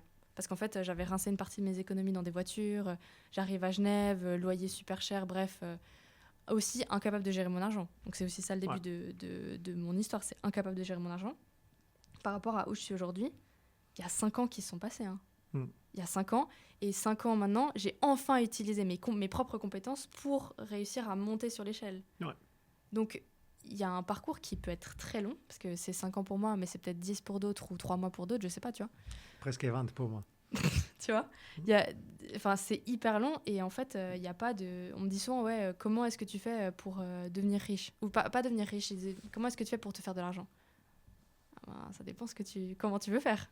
Et combien d'argent tu veux faire. Et combien d'argent tu veux faire. Combien d'argent tu veux faire, parce qu'une chose, c'est la liberté financière. Et la liberté financière, c'est des choses très différentes. Tu vois, c'est comme la réussite. Chacun a sa définition de la réussite, chacun a sa définition de la liberté financière. Complètement, oui. Pour moi, la liberté financière, en ce moment, je trouve que je l'ai parce que j'ai pas besoin de travailler pour quelqu'un, parce que j'ai un business qui fonctionne même quand je suis pas là. Enfin, à part coach ton business. Tu travailles pour tes clients. Oui, je travaille. Alors, mais parce que moi, j'ai choisi un business model qui me fait participer activement dans leur business. Ça, Ouais. j'ai choisi. Mais il y a quand même 40% de mes revenus qui sont Passif. passifs. Ouais. Ouais. Et Tu ça, te con- c'est... Ils sont passifs parce que tu te construis un portfolio d'investissement ou ils sont passifs parce que ton modèle d'affaires, il y a une partie qui fait qu'ils sont passifs? le modèle d'affaires. Les modèles d'affaires. Ouais. Ok. Non, c'est pas mal. J'aimerais qu'on approfondisse dans d'autres épisodes sur ça. Ça marche. Ouais, je comprends ton parcours et ton modèle d'affaires parce que je pense qu'il y a quelque chose là à apprendre pour tout le monde. Complètement. Ouais, ouais. Moi, j'ai aussi commencé de rien. Mm. Moi, je me souviens pour ma première boîte, j'ai devais nettoyer des toilettes Je me rappelle, tu m'as et raconté. des industries pour payer la boîte. Ouais. Whatever it takes. Mm. Whatever it takes. Et je pense que ça t'apprend quelque chose. Le fait de commencer de rien, ça t'apprend quelque chose de différent, qui a une certaine valeur et une certaine résilience, qui quand tu commences d'autres points de l'échelle, Tu vas pas? peut-être Parce que peut-être c'est t'as déjà pas. acquis, en Peut-être fait. t'as pas. finalement. Mais tu as d'autres choses que tu Oui. apprends dans d'autres points de l'échelle. Hein. Ça, je m'en doute, Ouais, je m'en ouais. doute pas du tout.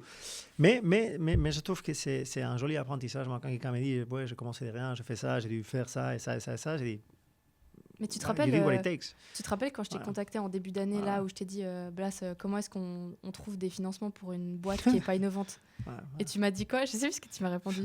N'importe quelle connerie. Tu m'as dit... Non, je me souviens pas exactement. Je me souviens pas Non, tu exactement. m'as demandé un peu des chiffres. Et en fait, au moment des chiffres, en fait, ce qui est différent avec un business comme le mien, par exemple, Ouais. et je pense aussi au business de coach, thérapeute, tous ces gens-là qui font un peu du freelance ou du service à la personne, on va dire, c'est que tu peux pas être financé pour ça. Il n'y a personne qui va te donner de la thune pour te dire tiens, démarre ton petit salon de massage. Il n'y a personne qui va faire ça. Et moi, j'étais dans ce cas-là. Et du coup, j'ai pris le challenge de me dire bon, bah, je vais m'autofinancer. Je vais tout faire pour C'est bien. m'autofinancer. Et du coup, j'ai développé des stratégies pour m'autofinancer. Et ça a été très rapide parce qu'à l'été, c'était bon en fait. C'est parfait. J'avais tout ce qu'il fallait. Ça, c'est du bootstrapping. Maintenant, ça revient beaucoup. Il y a même dans l'univers des startups, il y a toute une vertiente maintenant de startups avec des leaders d'opinion très importants qui disent il ne faut plus lever de fonds de VC. Il faut le faire toi-même. Ok. Parce que tu vas peut-être avoir un business qui va avoir une croissance moindre, mais tu vas contrôler ta boîte, tu vas arriver à rentabilité d'une façon plus rapide. Parce qu'à la fin de la journée, si tu trouves un investisseur VC, c'est ce que lui, il veut, c'est faire un fois 50 ou un fois 100 dans son investissement. Ouais, Pour ça, il faut super. qu'il y ait une croissance. Mhm. Une croissance, ça veut dire que tu vas serrer tout le monde pour aller. Oui. Si c'est ta boîte, si ton business, tu le construis à ton rythme, tu le Ouais. construis à ta sauce, tu peux te retrouver avec des business qui tournent magnifiquement bien, que tu as tes salariés, que tu fais un EBITDA à la fin de l'année exceptionnel et tu rends compte à personne. Mhm. C'est ton business, c'est pas le business des investisseurs. Bah justement, moi, c'est pour ça aussi que j'ai voulu construire ça de cette manière-là. C'est qu'à bout d'un moment, on te propose, ouais, moi, je peux mettre tant, mais en fait, je me suis dit, non, mais je suis partie d'un salariat, c'est pas pour avoir quelqu'un d'autre qui. Voilà. Ouais. Et Moi, le le jour parcours, où il que- est long. Hein. Le jour où je veux quelqu'un qui finance avec moi cette boîte, c'est que la personne, elle a un rôle actif dans la boîte, Ouais. c'est un associé, c'est quelqu'un Ouais. qui. Voilà, mais pas avant, en fait. Mais on doit accepter quand on suit ces parcours-là qu'on doit faire certains sacrifices et on doit faire certains efforts pour arriver au succès et avoir sa propre définition de succès. Tu vois. Exact. C'est sûr que c'est impossible de réussir sans effort. Ça, Exact. Et Ça d'ailleurs, un n'existe truc pas. très intéressant, c'est que Ouais. tout ça, j'ai fait seule avec mes propres. En fait, je me suis beaucoup basée sur ce que Mhm. j'avais appris dans mes cours d'entrepreneuriat, mais aussi dans mon parcours à moi. Et j'ai fait beaucoup de superposition en fait des connaissances pour aller là où je voulais aller. Parce qu'en fait, souvent, on se dit ouais, mais moi, j'ai appris ça dans ma vie, ça me sert plus à rien. Mais en fait, c'est pas vrai. Tu peux toujours réutiliser ce que tu apprends d'une manière ou d'une autre. Tu as toujours du learning en fait sur ce que tu as fait dans ta vie. J'ai superposé beaucoup de choses. Et en fait, à force de mentorer des gens, en fait, cet été, j'ai commencé un coaching de sport. Et pour toi, tu Ouais. recevais un coaching du sport. ouais. Ok. Et en fait, le gars, il m'a fait méga progresser. Déjà, j'ai plus de douleur à la cheville. Nice. Physiquement, j'ai une meilleure définition physique, tu vois. Alors que bon, je suis pas trop à plaindre de base, mais voilà. Et en fait, j'ai tout amélioré alors que ça fait 15 ans que je fais du sport. Et là, je prends un gars et tout d'un coup, bim, il y a un résultat immédiat. Et du coup, le truc, c'est que je voulais me faire suivre parce que j'ai eu des mentors cette année. J'ai eu des gens qui m'ont un peu aidé comme ça, mais toujours de manière un petit peu informelle, par-ci, par-là. Et après, j'ai pris des formations, je me suis formée moi-même, etc. Ça, je pense que ça fait partie... l'entrepreneur, il doit continuer d'apprendre. Ça fait partie du deal. Infinite game. Quand on me dit, ah oui, j'ai déjà Ouais. dépensé pas mal en formation l'année dernière, machin, j'ai pas envie de faire cette année. Non, mais en fait, ça fait partie de ton budget, la formation. Voilà. Et là, en cette fin d'année, de toute façon, j'avais pas le temps et tout, mais j'ai repris contact avec ceux qui vont m'accompagner en début d'année. Et j'étais là, maintenant c'est bon, en fait, je me sens prête. La coach doit se faire coacher. Parce qu'au bout d'un moment, tu peux pas aller seul partout. Ouais. T'es limité, en fait. T'es limité par tes Absolument. connaissances, ton argent. Tu dois aller... Tu dois apprendre MrBeast, pour ceux qui ne connaissent pas les youtubeurs les plus grands au monde. Oui, ouais. Ils disent toujours qu'avoir un mentor, c'est avoir un cheat code. C'est vrai. Quelqu'un qui va t'apprendre des choses qu'il a pris des années à apprendre et que toi, toute seule, tu prendras des années à apprendre et tu es là en direct. Mais complètement par ça. Ouais. Et c'est pour ça que je trouve que le job de mentor, il est trop stylé. Parce qu'il y a des gens qui, du coup, connaissent moins que moi. Moi, je suis là, bon, on va faire ça, ça, ça. Et du coup, tu leur expliques, tu as une base vraiment éducationnelle. Et les gens, ça leur ouvre. Ils sont là, mais génial, en fait. Ouais. C'est trop bien. Enfin, moi, j'adore cette position-là. Ouais. Je sens que tu as une autre spicy question. Si. J'ai des trucs là maintenant qui vont commencer à taper, bien dedans. Donc, moi, je me souviens de la Janice qui gérait des trucs vraiment impossibles à Neia. Ah ouais? Ouais, on avait des merdes avec les chefs, on avait des merdes avec les livreurs, on avait des merdes avec n'importe quoi. Tu étais venu pour le marketing et tu as fait tout dans la boîte. Ouais, j'étais couteau suisse. C'est pour ça qu'au bout d'un moment, tu m'as nommé chef des opérations, il me semble. Voilà. Enfin, à un moment donné. Oui, à un moment, on a fait ces pivots parce que tu faisais de tout. Et c'est normal, tu faisais de tout. C'est une start-up, il faut faire de tout. Ouais. Et tu avais toujours cette résilience. Tu vois, moi, j'ai toujours été un secret admiratif de la résilience des Janice parce que tu étais là, excepté le moment que tu as quitté. Là, il n'y avait plus de résilience. Là, tu as quitté. Ça, c'est la suivante question. Gone. Prépare-toi parce que c'est la prochaine. Mais celle-là, elle va plutôt par rapport à, OK, au bureau, tu donnes l'image de, tu l'avais sous contrôle, tu étais en train de faire les choses, tu savais qu'est-ce que tu étais en train de faire, comment le faire. Mais après, quand tu étais seul, c'était très dur. J'aimerais savoir ça. Quand est-ce que tu as brillé? Quel moment tu te dis, je peux plus de ces mecs, je peux plus de cette boîte, je peux plus de cette merde. Putain, t'as des trop bonnes questions. Je t'ai dit, hier, j'ai passé beaucoup de temps à les préparer. Alors en fait, il faut savoir que j'en parle souvent en fait dans le podcast, donc les gens qui nous écoutent, ils savent un petit peu par quoi je suis passée, mais pas en détail. Okay. En fait, il faut savoir que en 2020, reconstitue un peu la chose. 2019, je finis mes études, je reviens, je vais partir habiter en Angleterre. L'Angleterre me plaît pas, je reviens en Suisse, je me fais embaucher chez Neia. Donc fast track, c'était pour moi trop bien parce que le projet me motivait, c'était vraiment stylé. Et en plus, j'allais bosser avec une copine, donc ça allait être cool, machin, tout ça. Donc trop bien. J'arrive en janvier, y a une méga bonne vibe cette année-là, janvier 2020, c'est trop stylé. Je fais la fête, j'arrive en Suisse. Je suis à Genève, j'ai une voiture. Enfin, en fait, je me sens salariée du coup en Suisse et du coup, je me sens beaucoup plus empowered que j'ai été jusque-là en Suisse. Et je rencontre mon ex à l'époque, qui a beaucoup chamboulé les choses parce que moi, je n'étais pas dans une optique de me mettre avec quelqu'un à ce moment-là. Ouais. J'étais vraiment pas venue. Je me suis dit, il me faut du temps seul, etc. Et donc, cette personne, elle débarque un peu dans ma vie à ce moment-là. Et avec le Covid et le fait que je reviens en Suisse après une année, je peux pas voir mes potes que j'ai pas vus depuis une année. On veut pas se voir en fait parce qu'il y a le Covid. Ouais. Donc du mal à avoir des contacts. C'est la seule personne techniquement que je vois avec toi parce qu'on en a passé du temps ensemble. On en a passé des heures au bureau. Ouais. Voilà. Et en fait, j'ai un truc qui s'est développé à ce moment-là, une espèce de dépendance affective en fait. Et ça, j'en ai jamais parlé. Okay. J'ai une espèce de dépendance affective qui se envers lui ou envers moi? Envers lui. Okay. Ouais, envers lui, une grosse dépendance affective. Et en fait, c'est une personne qui est très indépendante. Donc, elle fait sa life. Ah oui. Regardless. Elle fait sa life. Et du coup, moi, je me mets à vraiment souffrir de ça. C'est-à-dire que moi, je suis quelqu'un où... tu l'as vu quand on a bossé ensemble. Quand je bosse avec quelqu'un, on est en team, on est en équipe. On y va, on fonce, on est... J'ai un esprit d'équipe vraiment très poussé. Et en fait, avec cette personne, c'est pas possible. Il n'y a pas d'équipe. Donc, en fait, c'est lui et toi, deux vies séparées. C'est deux vies séparées. Et du coup, je commence à vraiment en souffrir. Mais ça, à l'époque, je ne savais pas. Moi, j'ai eu des sentiments comme ça. Ils sont tombés, j'ai pas réfléchi, ils étaient là. Donc, je déménage à Lausanne aussi en juin. Oui. Pour me rapprocher de lui. Pour être un peu plus en contrôle, en fait, de cette relation que je peux pas contrôler. Exactement. Donc, c'est vraiment un peu je fais ce que je peux. Après, l'été passe. Il faut savoir qu'il m'a larguée aussi en juillet. Ah. Mais tu te rappelles de cette histoire? J'ai des souvenirs très, très, très mauvais de cette époque. En fait, ça se passait. Je me souviens du business, je me souviens de très peu d'autres choses, tu vois. En fait, en juin, ça allait tellement pas bien. Enfin, la relation, elle était pas bonne entre lui et moi. C'est-à-dire que c'était pas... On s'entendait bien et tout, mais en fait, ça respectait ni lui ce qu'il voulait, ni moi ce que je voulais. Donc, ça allait pas. Donc, en fait, en juin, il me dit, c'est terminé, j'arrête là. Et moi, En fait, j'en ai reparlé avec le psy plus tard, parce qu'après, du coup, j'ai suivi une thérapie, machin, tout ça. Et il m'a dit que c'était un choc émotionnel. Okay. C'est un choc émotionnel qui m'a complètement dérouillé le cerveau. Ouais. Parce qu'après, ça m'a suivi, en fait, plus tard. Ça m'a suivi dans mes prochaines relations, ça m'a suivi dans la relation dans laquelle j'étais, ça m'a suivi. Et c'est là où, aujourd'hui, avec le recul, je me dis, en fait, c'est fou parce que des événements de ta vie comme ça peuvent modifier la manière dont tu penses. Quand même, hein. Ça te change. Ça te change. Tout. Et pourtant, tu vois, j'ai une résilience, je suis là, je suis strict, je suis carré, machin et tout. Mais au niveau perso, je suis quand même un cœur d'artichaut, c'est-à-dire que j'ai vraiment... les gens qui sont dans mon entourage, je les chéris. Je les aime, je fais vraiment attention à eux, etc. Mais du coup, en échange, ils ont mon cœur, en fait, ils ont ça. Donc, tu donnes et tu reçois. Voilà, exactement. Et donc, voilà, l'été se passe, ça va mieux. Je me fous de la cheville en août. Tu te rappelles de ça?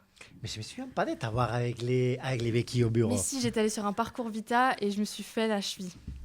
Putain. Et l'événement qu'on avait fait dans le parc, j'avais des béquilles. Ah si, j'ai la photo de Yanis, toi et moi. Moi avec la chemise blanche et les cheveux comme ça un peu engominés. Je vais là-bas. Voilà, c'est ça. Je me suis là. Donc, je peux plus trop faire de sport. Et en fait, l'automne arrive. Et là, en fait, à ce moment-là, je me sens... Dès que je suis à la maison, ma vie, elle est vide de sens.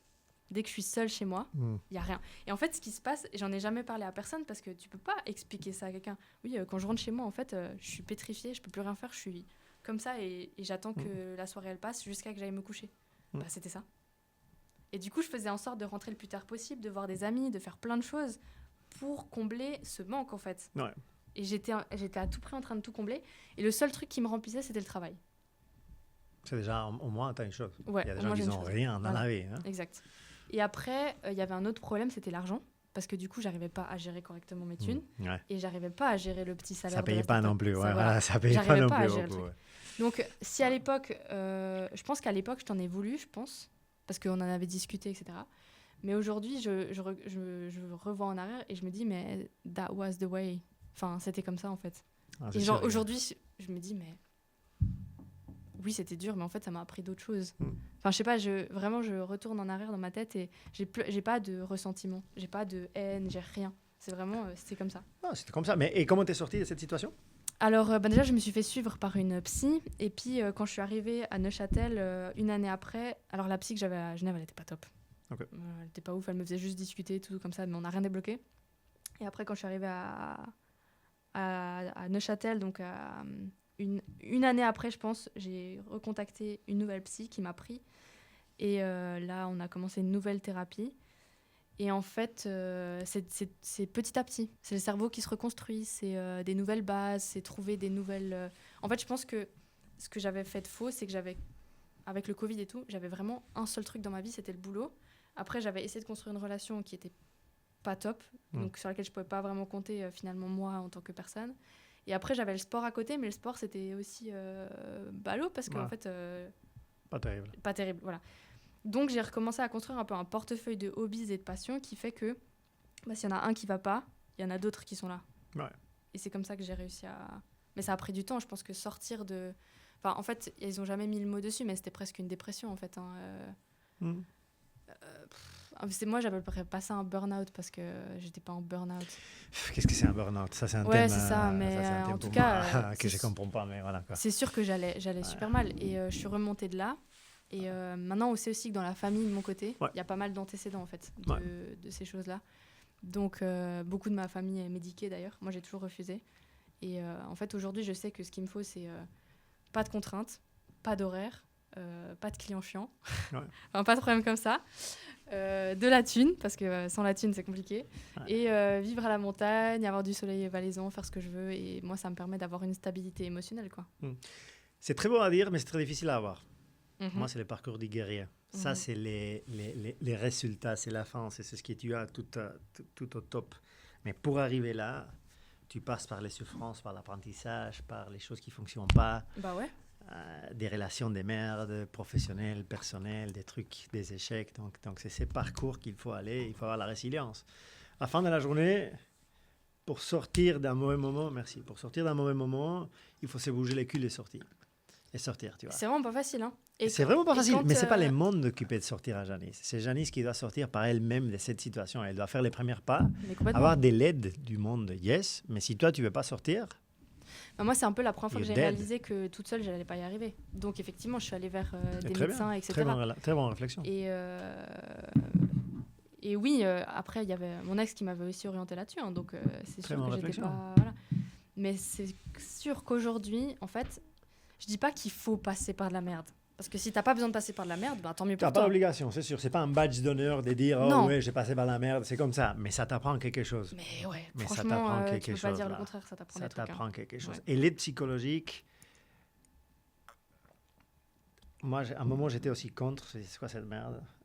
Mais la réalité de choses, c'est si tu veux être fort en sport, il faut aller à la salle et un bon coach, il t'aide à être fort dans ton physique. Mhm. Si tu veux être fort dans le mental, il te faut un coach mental. Et un coach Ouais. mental, parfois, c'est un psy. Nous, dans la boîte, on paye à tous les employés 2 coachs. Un coach de performance mentale et un psy de boîte. Putain, j'étais vraiment dans la mauvaise boîte, moi. Alors, hein. Ouais. T'arrivais juste 4-5 boîtes plus tôt. Mais effectivement, parce que j'ai appris qu'à la fin de la journée, une start-up, et peut-être les start-up que moi je gère, il y a un certain climat d'urgence, exigence, inconformisme, on l'appelait comme ça, inconformisme. Et que si tu n'as pas les méthodes et les soutiens psychologiques, tu vas péter. Parce que tu vas t'affronter à des trucs que tu n'as jamais fait avant dans ta vie et que tu vas échouer et échouer et échouer et échouer et échouer. Et quand on parle de burn-out, pour moi, le burn-out, il arrive pas à cause de beaucoup de travail, sinon à cause de la manque de réussite. Tu as des gens qui sont capables de continuer à travailler 20 heures par jour, tous les jours de sa vie. Moi, je suis heureux de travailler toutes les heures que je suis réveillé. C'est vraiment un plaisir pour moi parce que j'ai compris qu'est-ce que c'est le succès. Parce que le succès, ce n'est pas arriver à avoir juste X millions d'argent ou arriver à avoir un jet privé. Le succès, c'est vraiment d'être amoureux de ces parcours de souffrance et d'apprentissage. Et c'est là où, si tu as de la réussite, si tu définis ta propre réussite à laquelle tu peux arriver, et tu mets des heures pour arriver et tu y arrives, tu t'éloignes du burn-out. Mais comme tu vas passer par des moments qui sont mauvais, pour avoir cette résilience, il faut que tu t'entraînes ton mental. C'est obligatoire. Et donc, aller voir un psy, même si tu es bien, même si tu n'es pas en dépression, va voir quelqu'un. Parce que pouvoir parler à quelqu'un qui ne va pas te juger. Mhm. Ah ouais, mais ça, c'est un truc, c'est game changer. Hein. Les amis, ça suffit 5 minutes. Exact. Mais c'est clair, parce qu'à ton ami, tu ne peux pas lui parler vraiment de choses que tu veux lui parler, parce que c'est ton ami à la fin de la journée, à ton copain ou à ta copine non plus, à ta famille non plus, à ton patron non plus, à quelqu'un du travail non plus. Non, puis même de nouveau, c'est quelqu'un qui va venir avec une vision professionnelle, donc ayant vu beaucoup de choses, qui va t'aider à éclaircir la vision. Ouais, c'est sûr. C'est sûr et certain. Et c'est un entraînement mental de ouf. Mais bon, on aura du temps pour taper là-dedans. Je vais encore te faire quelques questions, si ça te va. Vas-y. Hein? On va mettre dans des trucs un peu plus durs. Oh là là On va là monter là. d'un cran. Donc, t'es parti. Oui. Tu as décidé de partir. Ouais. À un moment, tu as décidé de partir. Ouais. Moi, je voulais que tu restes. On n'a pas réussi à s'entendre. Tu as Ouais. décidé de partir. Et moi, je respecte absolument ça. Et on s'est dit des choses politiquement correctes. C'est Dans vrai le sens que, quand tu es parti, on a eu une discussion par rapport à tes raisons de partir. Mais moi, je pense qu'il y avait quelque chose d'autre. Et tu veux savoir quoi d'autre? J'aimerais savoir, ma question c'est, qu'est-ce qui s'est passé dans la boîte? Peut-être même comme apprentissage pour moi, qu'est-ce que moi j'ai pu faire? Qu'est-ce que moi j'ai fait, que j'aurais pu faire différemment? Qui a été pour toi ces gouttes qui te disent, I'm done, tu vois, je ne veux pas suivre là. Il y a eu plusieurs choses. Ok. Effectivement, je réfléchis en même temps que tu dis. Effectivement, il y a eu le fameux jour d'avril là où moi ça avait été un peu une trahison. Mais c'était pas que toi. Hein. C'était une autre personne aussi. Ouais, quand ouais, même. mais bon, ça venait de moi. C'est lui qui avait pris la décision, qui devait t'appeler et te dire ça, c'est moi. Oui, mais l'autre était aussi Ouais, ouais. responsable. Voilà, c'était une Yes, but it's on communication. me. Yes, but it's on voilà. me. Les patrons, finalement, c'est sur moi. Oui. C'est sur moi. Donc déjà, il y Ça, avait c'est ça énorme. qui avait effectivement créé un truc. Ensuite, du coup, cette décision-là qui était aussi liée aux finances, moi, ça me posait problème dans ma vie. C'est que j'étais vraiment bloquée financièrement parce que j'arrivais pas à mettre de l'argent de côté, j'arrivais pas à vivre ma vie correctement, j'étais vraiment bloquée financièrement. Et je voyais tous mes potes d'université qui gagnaient 7-8 000 balles par mois et qui vivaient une vie trop bien, trop confortable. Moi, j'arrivais pas à vivre cette vie-là. J'étais dans un studio, 25 ans, j'en avais marre. Donc, il y avait la situation personnelle qui faisait ça. Et ensuite, maintenant qu'on est dans un épisode échec, effectivement, le fait de voir que ça marche pas, je me suis dit, ça va jamais marcher. Et du coup, I dropped it. C'est vraiment ça. Mon gut feeling me dit, ça va pas marcher, il faut que je me casse. C'était vraiment ça. Ok. Mais c'était pas, je dirais, personnel, tu vois. Non, je cherche pas des trucs personnels, mais à la fin de la journée... Non, mais ça aurait pu. Ça aurait pu. Mais bon, j'ai la chance de savoir séparer un peu la vie personnelle et professionnelle, mais ça aurait pu, effectivement. Mais à la fin de la journée, quand tu décides de ne pas suivre dans une boîte, il y a un déclic. C'est difficile de le trouver, mais il y a un déclic. Il y a quelque chose que tu vois et tu dis, voilà, ça ne va plus marcher. Mais à quel moment tu as vu que ça ne va plus marcher? Parce que c'est pas une consécution des choses. À la fin de la journée, tu te dis, à un moment, il y a un truc, petit ou grand, et tu dis, it's done. Peu importe si je reste ici pendant 10 ans avec 10 millions de francs suisses pour le faire marcher, it's not gonna work, man.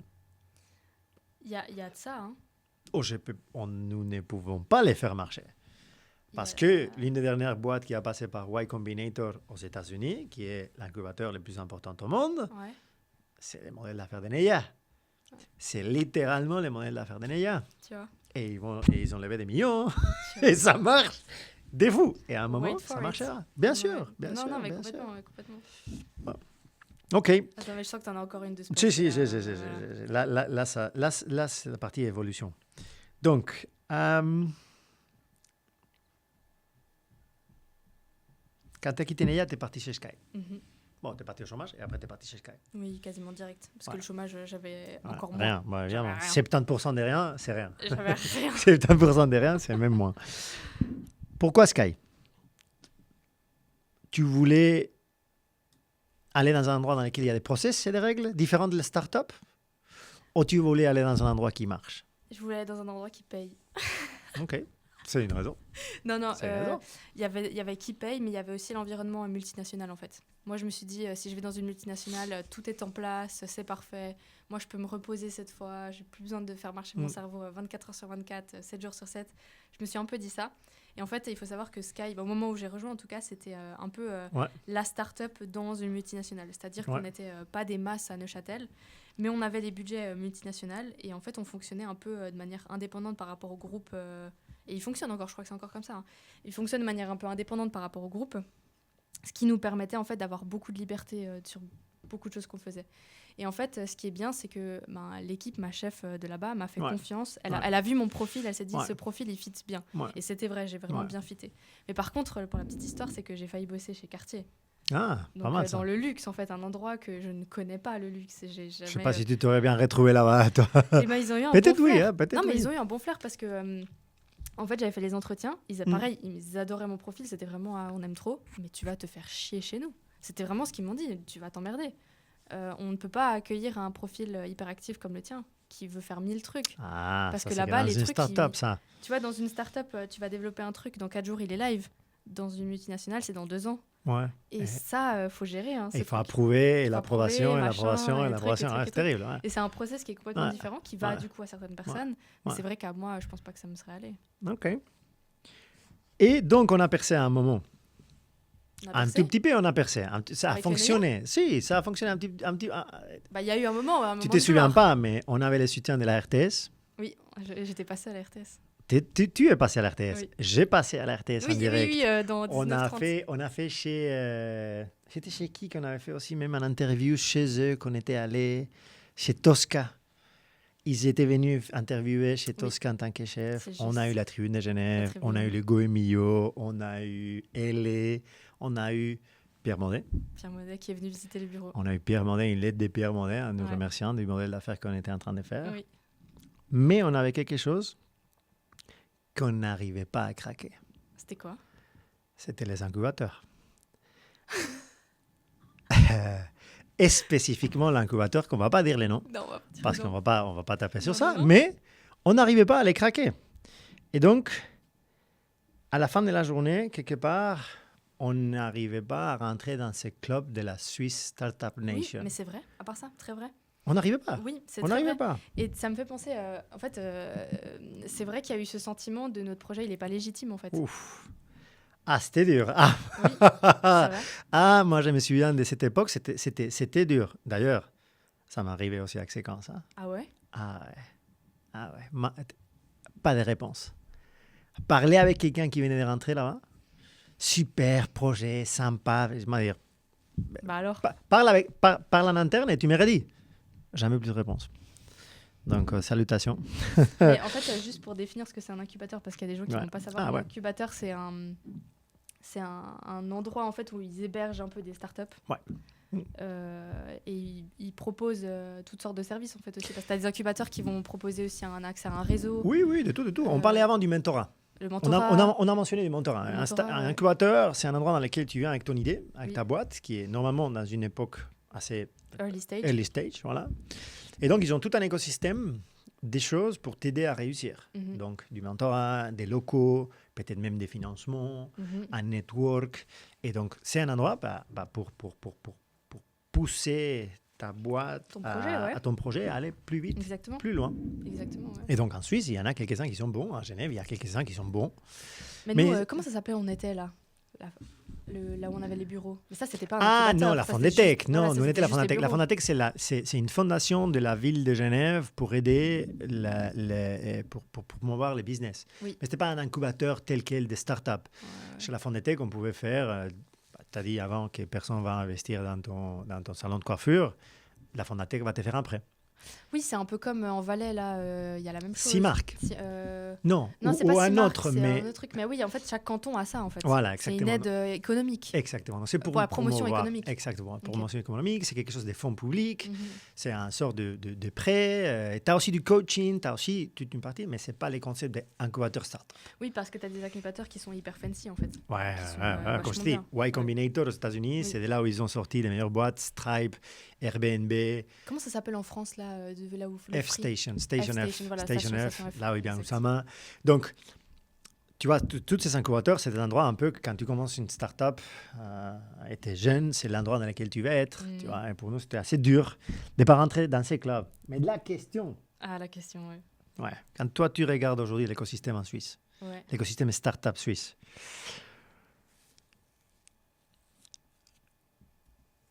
et tu as plus d'expérience, et tu as vu d'autres incubateurs, et Ouais. tu as vu d'autres boîtes.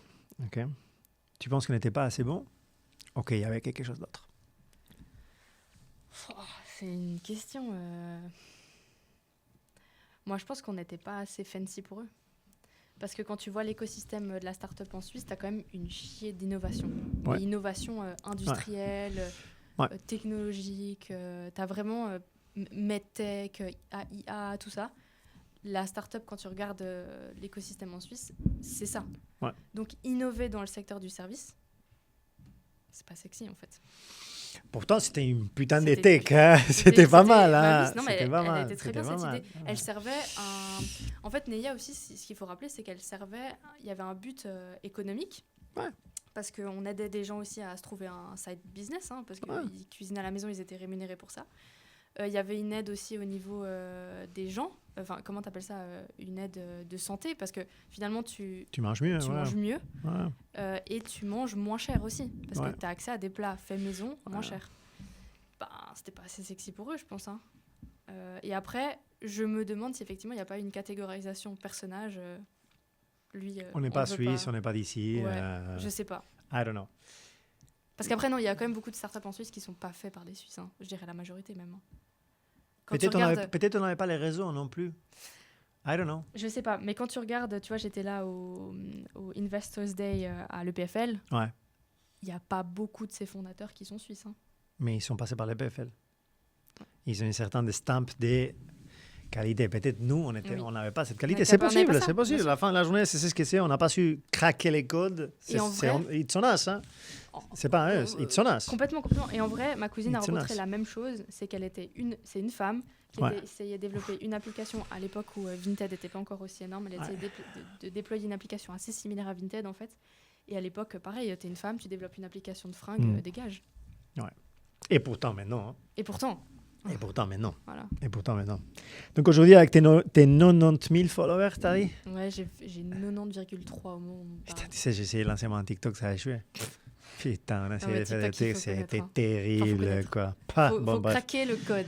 Bref, j'ai fini par arrêter. Ouais. Parce que quand je voyais les vidéos, j'ai dit, c'est les vidéos du connard que j'ai pas envie de voir. Vraiment, les mecs que tu sais pas qui est, ils t'ont en train de te dire les 3 conseils pour faire ça. J'ai arrêté. Tout de suite, j'ai dit, Mais ça, arrête. c'est stratégie 2022-2023. Hein, ça marche plus en 2024. Hein. Non, mais ça n'a pas marché non plus. Je me souviens pas quelle pas année c'était, l'audience. mais ça marche pas. Ça marche pas. C'est pas vrai. Voilà, je suis pas consommateur de ce type de contenu et j'aimais pas les contenus qu'on était en train de créer et on l'a arrêté. Ok. Mais aujourd'hui, toi, tu arrives au point, j'ai lu dans le dernier post, dans lequel tu as refusé des collaborations avec des grosses marques. Ouais. Ok. Tu n'as pas arrivé à ça d'un jour au lendemain. De refuser des. Oui, des à collabs. arriver à te permettre de pouvoir refuser des grosses marques pour arriver là. Donc, à quel moment tu t'es dit où je n'ai plus besoin de rentrer dans les moules suisses, Mhm. où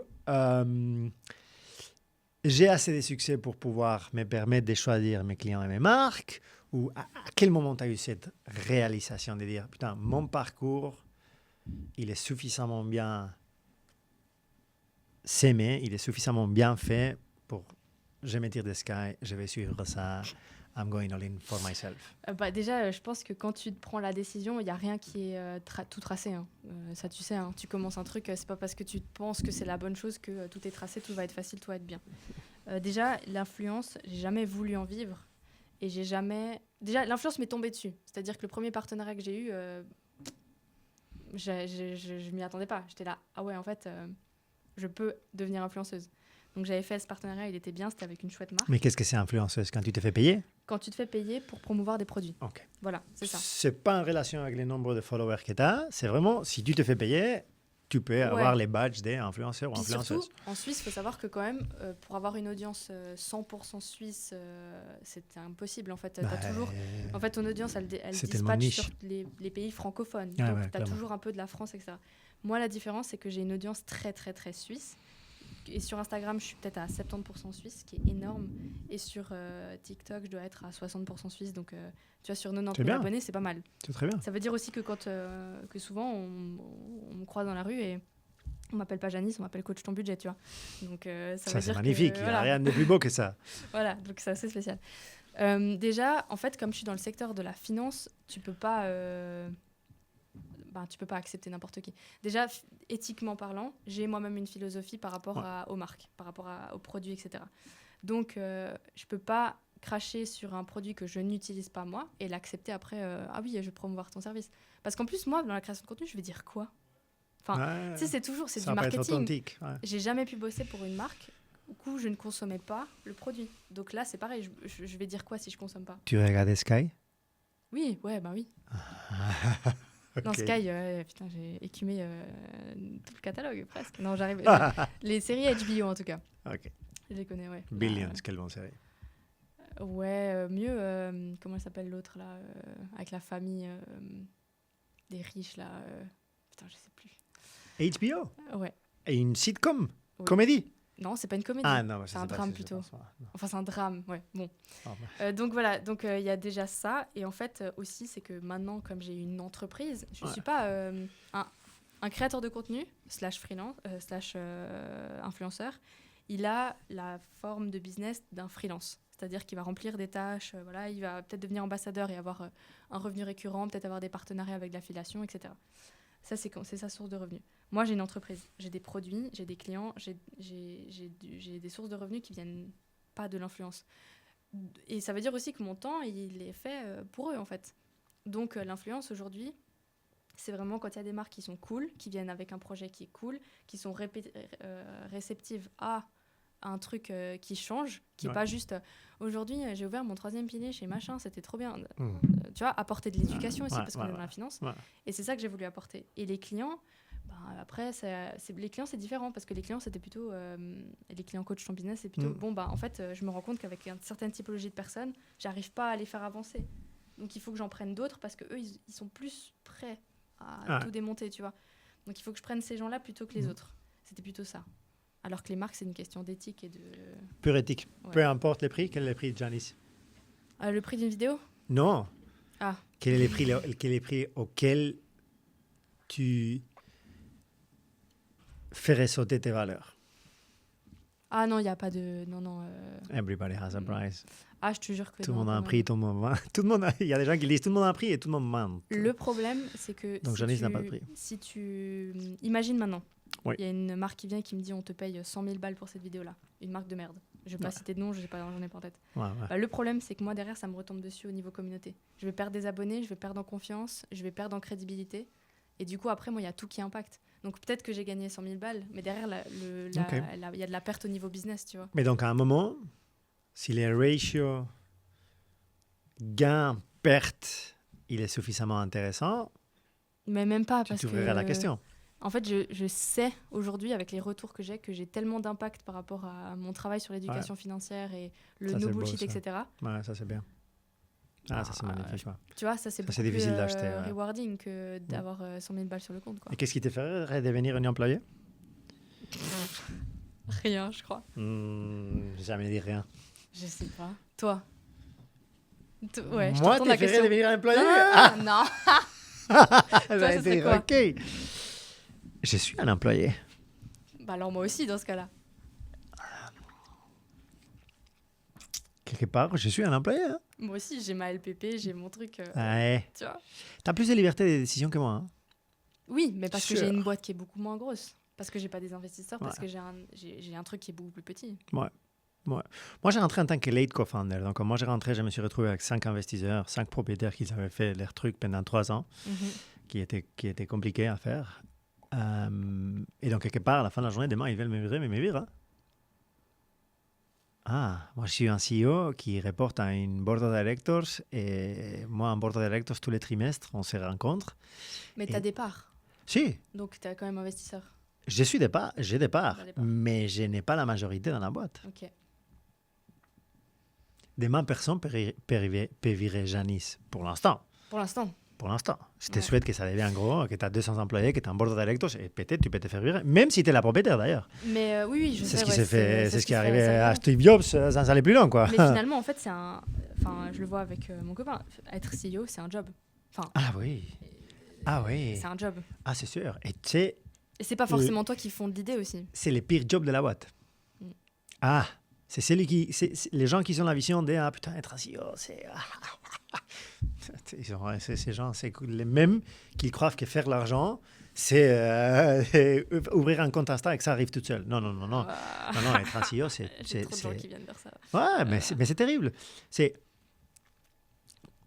Et c'est ça les problèmes d'aujourd'hui des réseaux et de peut-être d'autres podcasts et d'autres médias qui parlent de business. Ils te montrent les résultats et ils te montrent la beauté du succès. Mais putain, personne ne te parle de la merde que c'est arrivé là-bas. Et ça l'est. Et ce n'est pas une question d'être négatif. Au contraire, c'est une question d'avoir les outils nécessaires pour faire face à ces jours de merde. Parce qu'ils vont arriver. Oui, complètement. Ils vont arriver. Mais peu importe quoi, tu vas devenir un sportif d'élite. J'ai l'énorme chance d'avoir 2 personnes, 2 cofondateurs. Un était pré-olympique en natation. Il a loupé Tokyo par 0.02, donc high level. Et un autre qui était équipe nationale suisse aussi. Tu vois, donc des nageurs, des haut niveau. Et donc, ces gens-là, ils sont arrivés là, et peu importe les sportifs au monde, ils sont arrivés là en ayant des mauvaises journées. Il y en a des mauvaises journées. Il y a des mauvais moments dans ton entraînement. Ce n'est pas une ligne droite. C'est un truc qui va comme ça, et comme ça, et comme ça, et comme ça. Et il faut être amoureux de De ça, de ouais, ça, oui, oui. de cet apprentissage, de cette douleur, de ces trucs qui t'en là, parce que c'est là où tu deviens mieux et tu peux remonter et encore devenir mieux. Mais tu sais, ce que mon ex il m'avait dit à l'époque où... En fait, on était déjà séparés et j'allais partir de chez Sky, je crois. Et il m'a dit, mais toi, faut pas que tu te mettes à ton compte, t'as pas les épaules pour. Tu sais quoi? Qu'est-ce qu'on sait, quoi? Just watch me. Exactly. Just fucking Well watch done, me. well done, well done, well done, exactly. Mais tu sais quoi, on va conclure gentiment parce que ça fait beaucoup de... Mais moi, je te réserverai d'autres spicy questions parce que j'en ai d'autres cool. déjà. Et il faut qu'on te réfléchisse aussi au prochain thème. Ouais. Donc, qu'est-ce que tu dirais à quelqu'un qui est dans la phase, vraiment, c'est terminé, son projet, c'est terminé. Keep going. Fucking keep going. Jusqu'à qu'il n'y a plus rien. Go. On avait fait un enregistrement à l'époque sur Neia, que je me souviens toujours, que je ne retrouve plus, mais il y avait une question similaire, tu vois. Et ma réponse était, t'as pas fini. Donc tu n'arrêtes pas. Tant que tu n'arrêtes pas, tant que tu n'as pas fini, tant que tu n'as pas réussi, il n'y a pas d'échec. Il n'y a pas d'échec. Mm-hmm. Encore une fois, l'échec, c'est quelque chose de très liquide. Un échec, pour moi, c'est un échec quand il n'y a pas un apprentissage. Mm-hmm. Pas réussir à faire une chose, c'est pas un échec. Oui, dans les termes de la parole et de la définition, oui. Mais vraiment, si tu apprends quelque chose, c'est un apprentissage qui est cher, mais tu en tires quelque chose et il faut continuer et continuer et continuer et continuer. C'est les moments que tu t'arrêtes, c'est là où tu as échoué. C'est là où il n'y a plus rien qui va se passer. On pourrait ouvrir du coup la conversation à quel moment il faut quand même s'arrêter, tu vois. À quel moment it's dumb, à quel moment c'est stupide, en fait. C'est dur, hein. C'est dur, et c'est facile de dire il faut pas s'arrêter, mais à un moment tu t'arrêtes. À un moment je me suis arrêté. Ouais. Ça, j'ai plein de boîtes derrière moi dans lesquelles je me suis arrêté à un certain moment. Même dans une relation, dans tout, en fait. Dans tout. Il faut s'arrêter, ouais. Dans tout. Dans tout. Ouais. Tellement difficile. Bon, on va répondre ça dans un prochain épisode, je pense. Oui. Si vous avez aimé ou si vous avez des questions ou par rapport à Blas ou des questions, en fait, des spicy questions. Ouais, spicy questions, ouais. Mettez vos questions de merde. Quoi. Mettez vos questions de merde dans les commentaires. Ouais, ça serait top. Ouais. Et même des questions qu'on peut poser aux prochains invités. Oui, parce qu'on va avoir des invités à qui on va poser des questions de merde. Ouais. L'idée, c'est de ramener des gens qui ont réussi dans leur vie et les remettre dans des moments inconfortables. Ouais. Et on va leur poser des questions de merde. On va poser des questions de merde. Ouais. Et du coup, comme d'hab, si vous voulez avoir cet épisode dans votre boîte mail, vous pouvez vous inscrire à la newsletter qui est dans le lien dans la barre d'infos. Vous pouvez me suivre sur Instagram, Coach Ton Business.